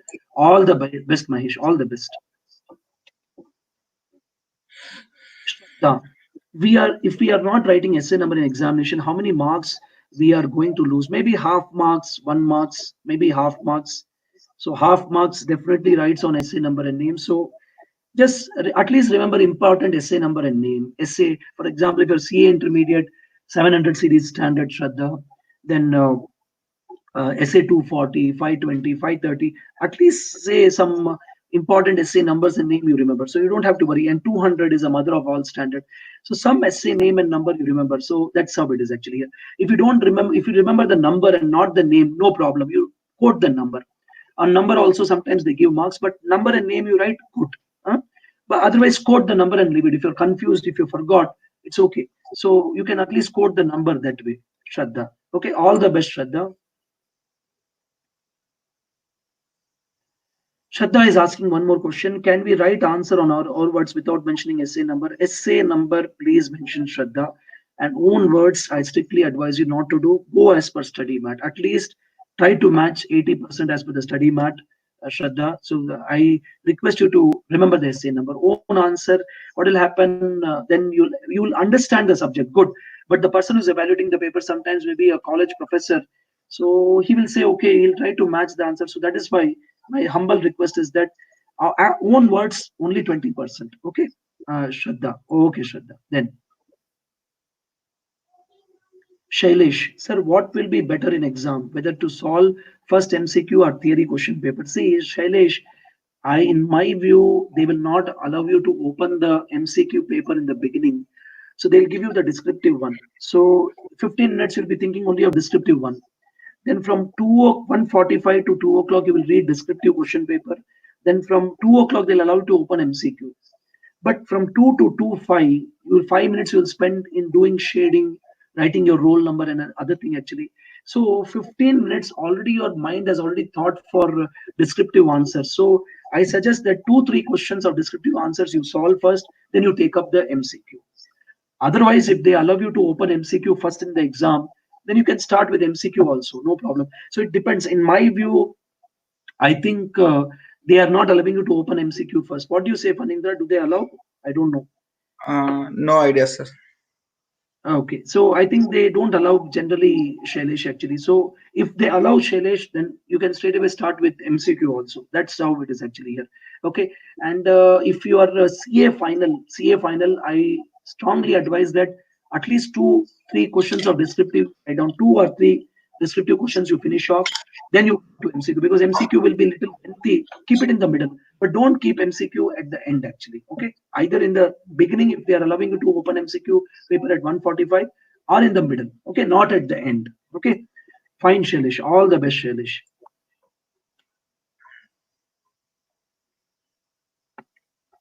Nagena Ansar. Okay, Nagena. Hi, Nagena. I have done one time reading and now it's second time, but I feel like I'm getting forgetting what I read. Essay, we are through with essay. Will it be sufficient actually here? So see, one thing I'll tell you: keep writing, keep revising again. And now also I told you we have to at least look into like 3 times revision before exam, and that can be done. Like say 25 days model first, then 15 days, then on examination day that 20 hours what you get. So you keep revising. It's okay. See, brain is not meant for storage of information, but when you continuously keep revising, it'll get stored actually. Okay, so you relax. I also forget actually sometimes. It's okay. Nobody can remember anything permanently actually here. You keep revising, keep repeating, and write down whatever you're not able to remember. You write down, so it will always come to you. Don't worry actually here. See, all of you, please follow law of 30-10. What is law of 30-10? 30 minutes you read the paper, read the subject, then 10 minutes you write down. 30 minutes read, 10 minutes write down. Close the book and write down for 10 minutes. That will give you a lot of confidence. Don't worry actually here. Sometimes we forget, so keep revising. So follow the law of 30-10. 30 minutes read, 10 minutes write down. 30 minutes read. That will definitely give you confidence, Nagina. All the best, Nagina. All the best.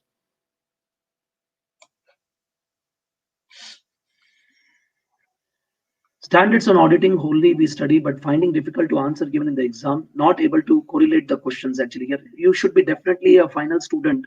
So that's why we said relevant reading at this stage. What you should do, you should, in fact, when I was studying, when I was of your age, my faculty used to make me write the questions also.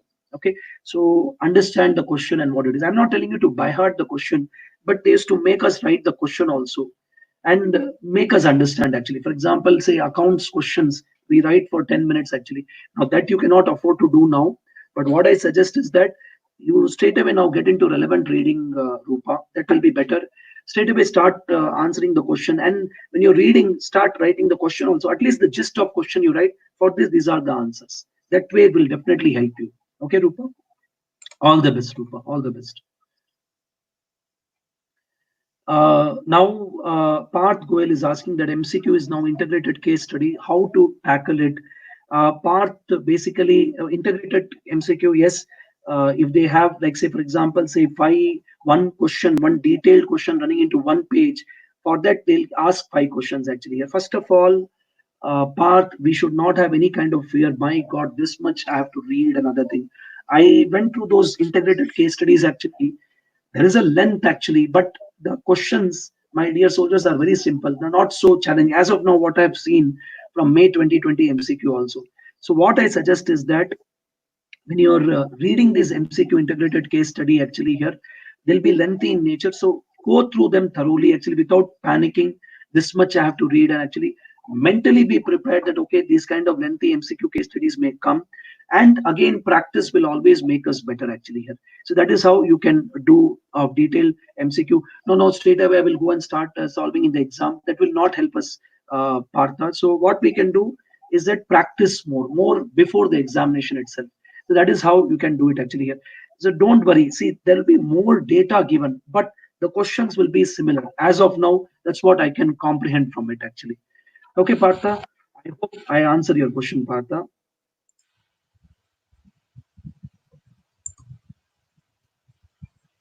Next question.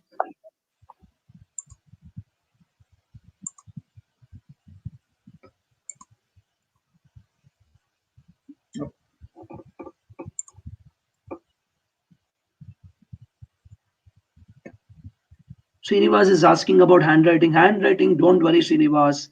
You don't worry at all. Handwriting is extremely secondary actually here. Ensure that your answers at 80% match with the study mat. That you ensure actually. Srinivas, don't worry about your handwriting. Don't worry about that at all. Okay? Don't worry. A strict instruction is given. If the student has written the answers properly, they should get marks. You don't worry about that. Okay? But if your handwriting is a challenge, then try to write down point wise. Point wise, you write down. That way, examiner may find it easy to read. But don't worry too much about your handwriting. Don't become conscious also about that. Joseph is asking one question. Can you give a format for answers in CA intermediate auditing? Definitely. If it is a case study based, Joseph, then what you should do, you should divide the answer into 3 parts. That is provision of law, comments and conclusion. In the provision, refer to the section number or essay number. And in comments, you detailedly describe. In conclusion, give your final judgment. And if it is a question coming from chapters like special audit, audit of items of financial statement, and you can write down point wise. They will definitely give weightage for point wise answer. That is one thing. And if Joseph, with the question comes from like standards on auditing, so sometimes you may have to write paragraph wise in standards on auditing. Okay, and company audit, definitely they expect section number.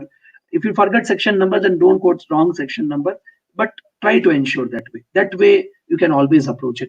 So standards on auditing, paragraph point wise, okay. Special audit, audit of items of financial statement, point wise actually. And coming up to company audit also combination of paragraph point wise. So you can always use it. But company audit, if it is a practical question, then comments, uh, provision of the provision of law, comments, and the conclusion. That's how you should take up, Joseph. Okay, fine, Joseph. All the best, Joseph. All the best.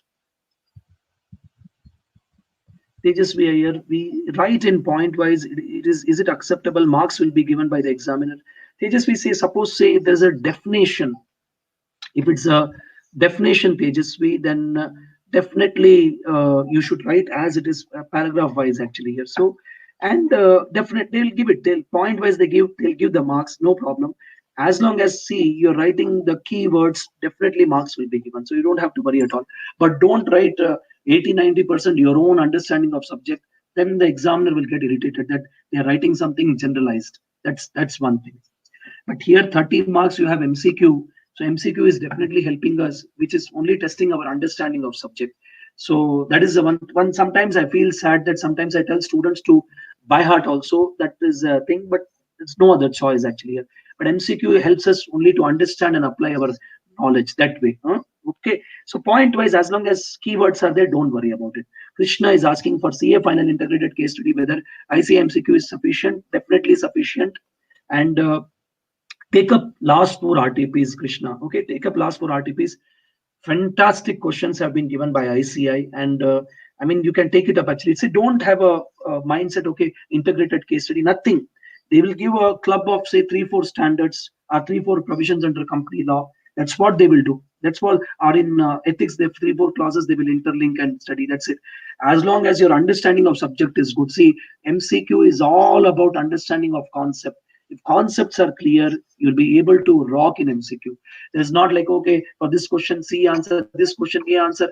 That will not make sense. That's why understanding of concept is required for MCQ. So you can do it. Don't worry. Don't have this thing. See, they are giving integrated, but the questions are fairly easy, approachable. One thing is that when you're reading the detailed case study, patience, and keep it in mind. Okay, 5 minutes this will take for me to read actually. Okay, don't panic actually. That's what. So you just read it thoroughly. Okay, this is the answer. Then you start answering. Okay, all the best, Krishna. All the best. All the best to you. Bhagya. Sir, how to remember audit subject in auditing language when we writing the exam? It is difficult to remember the lines same as study material. That is why I told you, Bhagya. 100% challenge, definitely it's a challenge, I agree with you, but 80% we can always try to match with the study mat, Bhagya. We can always do it actually. And when you're reading Bhagya now, also have a habit of writing answers for important questions. Okay, they follow that rule of 30 10 30 10 30 minutes read, 10 minutes write, jot it. That way you can always remember actually. Yes, 100% definitely I agree with you, challenge, but try to be more closer with the answer. Say 75%, 80%. Keywords you remember. Write down this is the keyword. Okay, that 30-10 technique, it's challenging to apply 1 day before the exam. 1 day before the exam, we have to rush through, run through.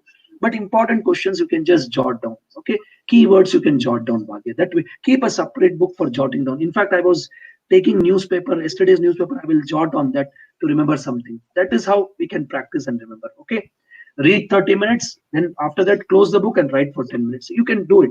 Definitely, you can do it. Slow, day by day, you can increase the performance. Yes, Krishna, in professional ethics, clause 6, part 1 of first schedule and clause 7 are confusing as both speaks for soliciting the client. No, no, Krishna, they don't speak for soliciting the client, but they speak about advertisement. They speak about advertisement. In clause 6, they talk about that you advertise, you advertise for soliciting the client or soliciting the professional work. In clause 7, you advertise your professional attainments. Though I agree with you that some questions sometimes overlap. For example, a CA, he advertise about his professional attainments actually here. So sometimes you can give reference to both clause 6 and 7. So nothing will be wrong in that actually here. But please know the key difference is that 6 talks about advertisement to solicit the client, to attract the client. 7 does not talk about soliciting the client. 7 talks about advertising your achievements, attainments. Okay, that is how you should differentiate. Okay, next question.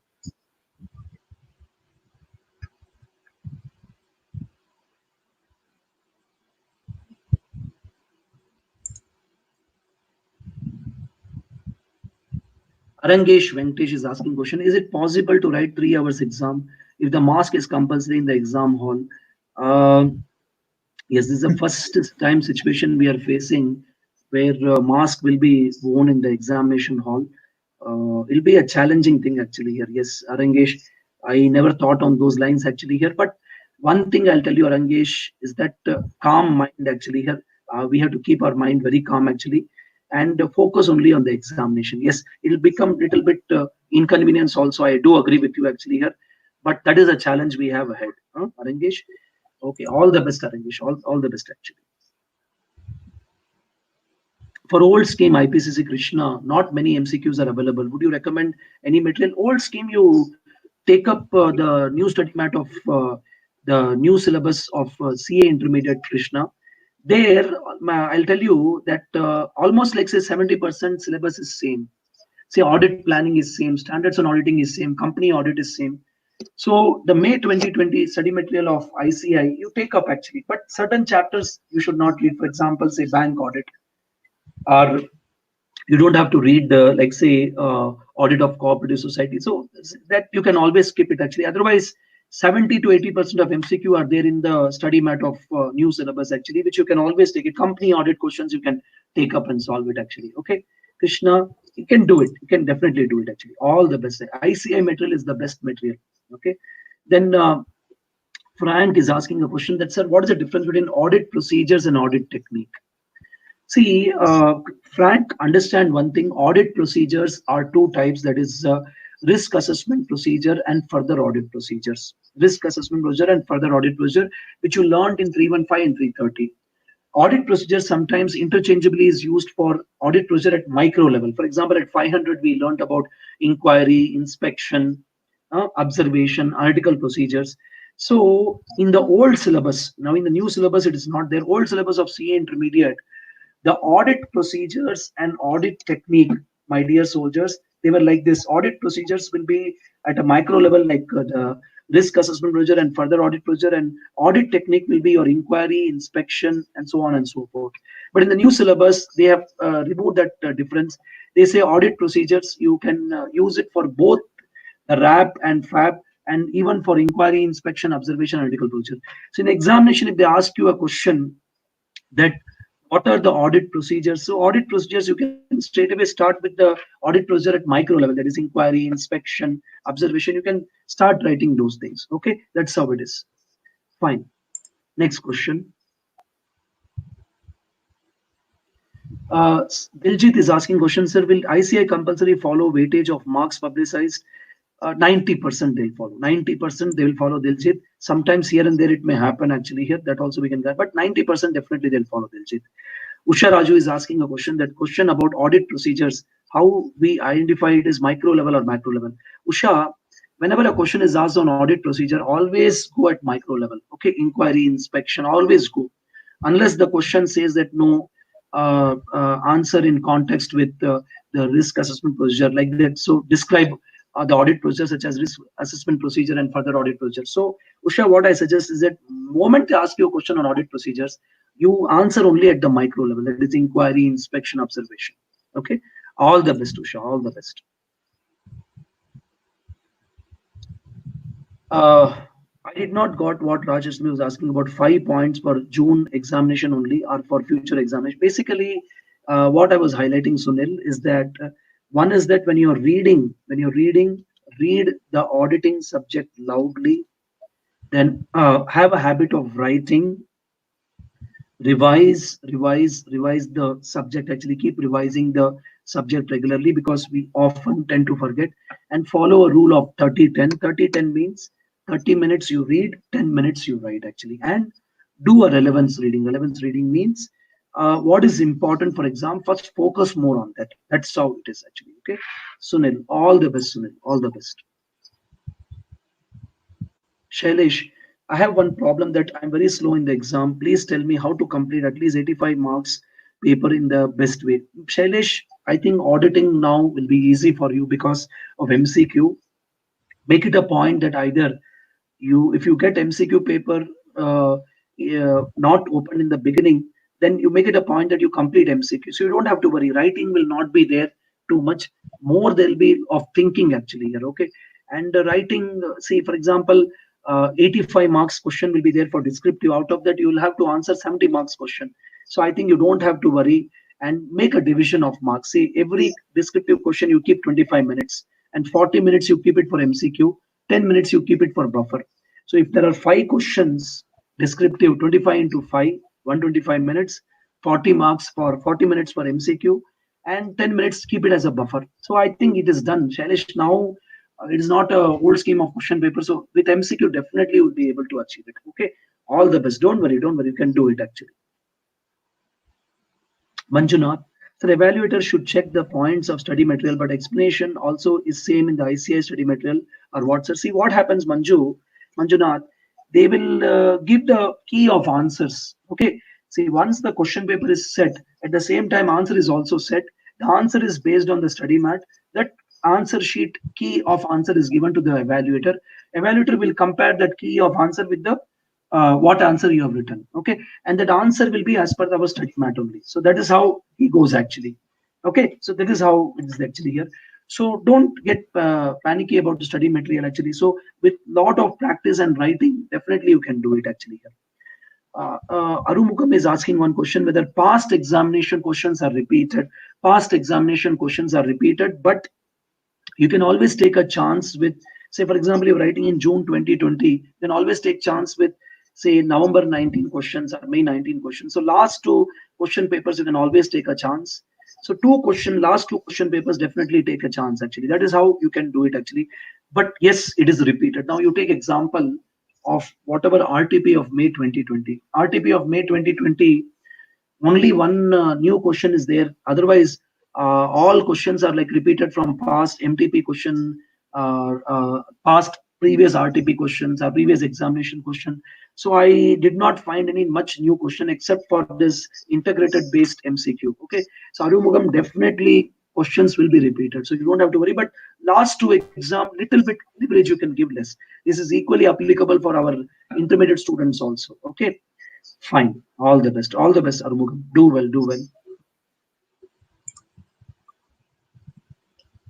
Yes. Next question. Usha is asking question. How to identify questions for audit procedure? There are 2 types: micro, macro level. No, they will not ask you micro or macro level. This is only our understanding. Usha, this is only our understanding. Audit procedures can be at micro level. It can be at macro level. This is only our understanding. It is not given in the study mat also. Since we practice and apply continuously, so we come to know about it actually. Okay, so if a question is asked on audit procedure, straight away you write the inquiry, inspection, observation. Straight away you write. And if on other audit procedure, they may specifically ask you explain substantive procedure, explain test of control. They may specifically ask you. You don't have to worry. So Usha, if a question comes on audit procedure, straight away you link with the inquiry, inspection. At micro level only you link it actually. Okay, all the best, Usha. All the best.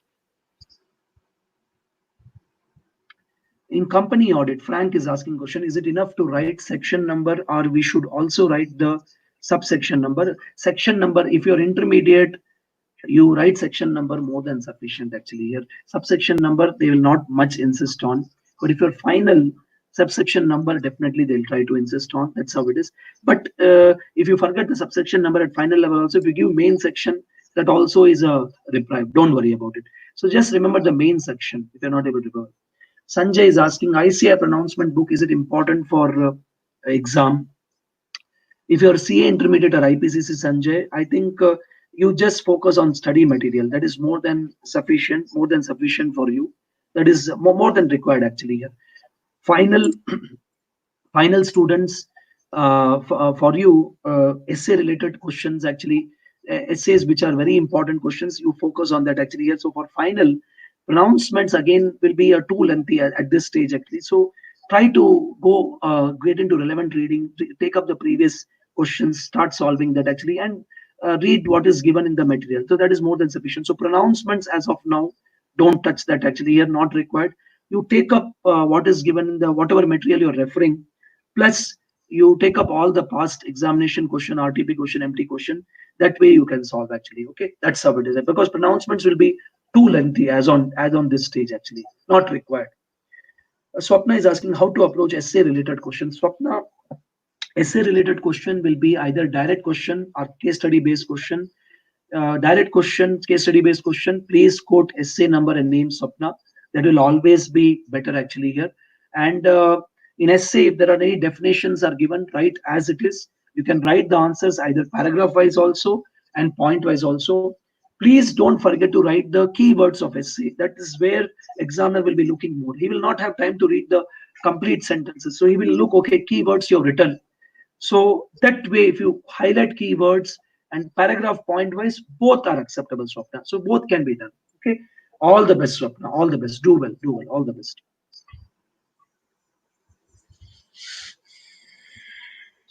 Asking how to answer vouching verification questions. Easy point wise are present in chart. Chart, please don't take it up, Swapna. Maybe if time is not permitting, then you go for chart actually. If time is not there, but vouching verification, always this chapter point wise are always better. Always go for a point wise. That is always far fetching actually here. Okay, so I would advise that. But vouching verification, one chance what you can take is that what was already asked in say May 19 exam or November 19 exam, you can take a chance, just go through that, and you can just focus on other areas. For example, 8 areas are covered, so that way you can take little chance. It will not be repeated. Mostly actually, 95% of times not be repeated. Okay, Swapna, all the best, all the best. Monu is asking how to study methods auditing of items of financial statement. Please give me any tricks actually. See, auditing of items of financial statement, definitely it's a challenging. So you should rely on 30-10 because 30-10 is the only way. Read for 30 minutes and write. And don't read the audit of items of financial statement in one go. You read with along with other chapter. See, because it is containing some 25, 30, 20, 20, 25 items of balance sheet and P&L. So every day make it a point that okay, today I will read one or two case studies like that. So those who are writing new syllabus audit of items of financial statement, don't read that chapter in complete in one single go. Don't do that because it will consume a lot of time. What you can do is that take one case study and every day one or two case studies you study. Remember that 30-10 you apply. That way it will become more efficient for you, Mono. Okay, so that is how you should go, Mono. Mono, all the best, Mono. Do well. All the best, Mono. Sir, actually, still students are asking questions again and again, repeated questions. So Oh, it's already 20 minutes exceeded. So is it okay to take one or two questions extra, or will end up, sir? definitely will take up one or two questions of students. Definitely will support them. You just take up the questions. Sure, sir. Uh, Okay. yes. Arumugam is asking a question. Please, can you tell the difference between corresponding figures and comparative information as per SC 710? See, Arumugam, corresponding figure and comparative information, they are all, both are prior period amounts and disclosure. I repeat, both are prior period amounts and disclosure. Corresponding figure, what happens whenever it's a previous year information. Remember that. In corresponding figure, it is presented with along with the current period financial statement. So what happens, you will do only audit of current period financial statement. You will not do audit of corresponding figure. Whereas whenever an approach is followed, comparative information along with the current period, they will also give the prior period information. They'll also always give a prior period information. So you have to do audit of not only current period, but also to do audit of the prior period. Okay. In India, we don't follow comparative information approach. We will always do audit of current period, but present the corresponding figure. Okay. So this is a basic difference actually. That is why this comparative information approach is followed in UK, US. There they follow a lot. Okay. Here in India, we follow corresponding figure. We give the current year information, we give the prior period information.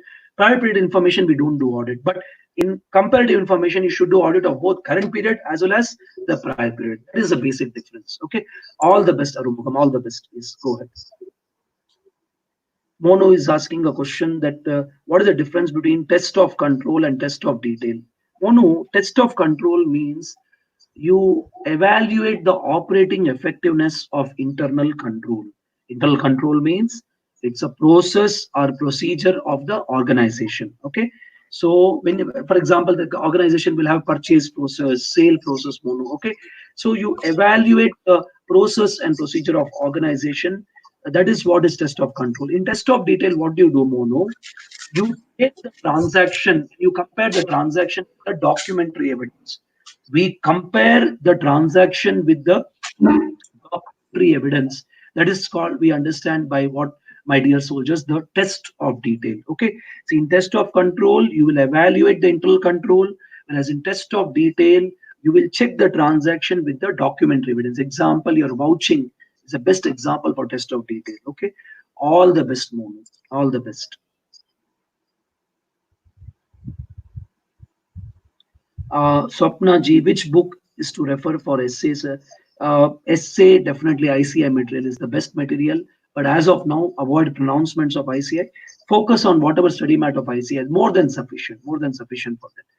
Swapna, all the best, Swapna. All the best. Can you point out major sections to be remembered for intermediate actually here? So Joseph, one thing is that for company audit, you remember section 139, 140, 138, okay, 138, 139, 140, 141, 143. So these 4 or 5 sections you remember. Remember, I think more than sufficient, okay, in company audit, okay. So and essays, important essays like 700 series essay name and number you remember, 200 series name and number you remember, 300 series, 500 series. So you have to remember these number of essays actually. That's the thing. Yes. Anil Jangir say we can't do study well in lockdown. Yes, I do agree. Sometimes we miss our friends. We want to do group study with our friends, Anil, but we have to accept the fact. The biggest truth today is acceptance actually here. So keep your mind calm, and we have to study actually. We need to study actually. Yes, we do. The circumstances are not same as like earlier times actually, Anil. I do agree actually, but we have to accept the current scenario actually. Don't think too much of now lockdown and other thing. Focus only on your studies actually, like that. So your job is that now you have to study. That's it. That's what you have to do. You know? Sir, please tell about the time management in exam.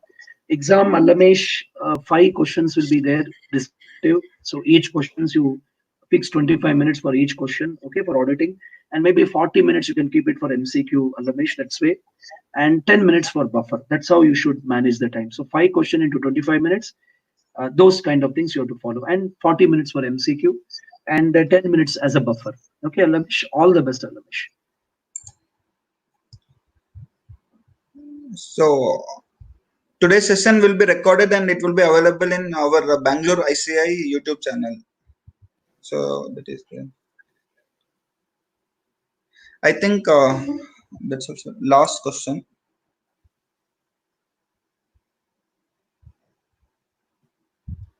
Ansar is Nagina is asking that can we link answering company audit to question with verification of audit of debentures, dividend, provisions of taxations? They overlap, Nagina. I do agree. It is very beneficial for us also while when you're reading actually.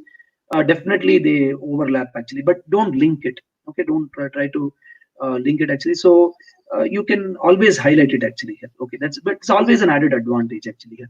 See, for example, audit provisions you learn in law also in audit also. Here also, if you link also nothing wrong with it because the keywords are almost same actually. Okay, so again you can do that. No problem with that. No problem.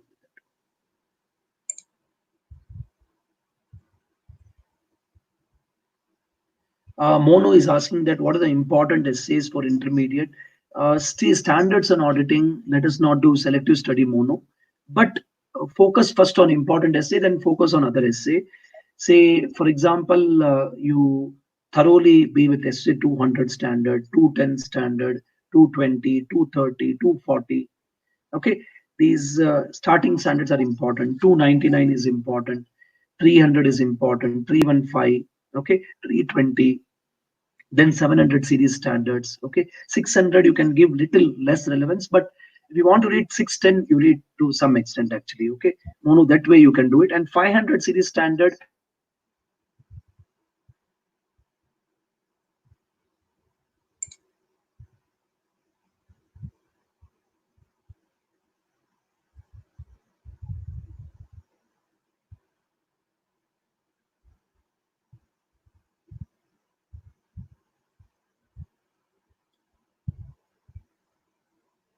Vikas sir.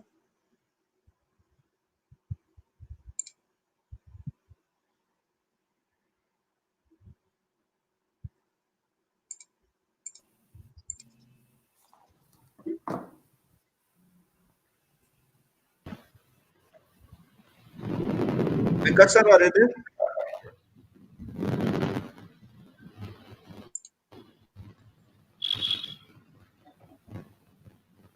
Okay.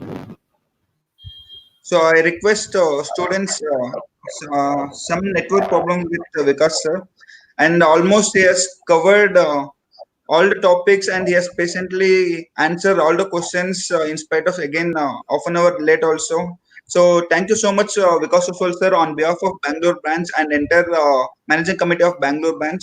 So for patiently answering the questions of students and covering various aspects, important aspects in detail approach of standards on audit, and also important aspects for CA inter and final perspective. And all the viewers, thank you so much for encouraging Bangalore branch. And it is for your benefit we are organizing. So please spread to your friends, and it will be benefited for all the students. And now I request students, volunteers to please share their experience of today's session. Rahul, can you explain? So I would like to first extend a great thanks for Vikas Oswal sir for giving such a splendid speech and such a descriptive speech. We'll always be grateful for you for providing us such information. Thank you. Dayani? Yes, thanks a lot for your valuable insights to me on the paper and also for the preparation standards on auditing with all the keywords and concise summary that you provided. And also the special commitment from today's session will be the beautiful law of standards on auditing that you articulated. For instance, you share SSC 100 which is the identification and assessment of material mistakes, which in that related to the SSC 100. When the objective about audits is to assess those material mistakes. Now, just be a little mistakes. Another every government should that the SSC further audit procedures have to be employed based on the enhanced way of material mistakes.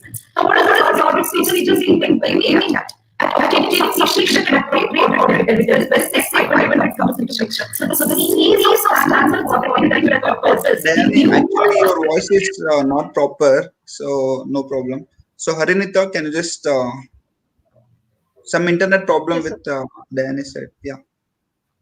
Okay, sir. Well, to begin with, I would first like to thank CA Vikas Oswal sir for taking out time for us. The session was thoroughly marvelous. He has provided us with valuable insights, tapped into each realm, helped us comprehend better. He has given us insights and also helped us understand essays much better.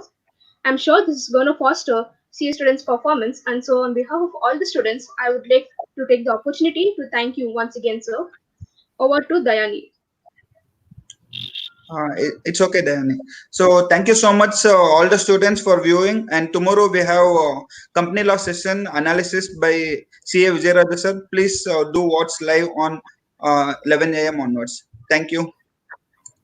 Thank you.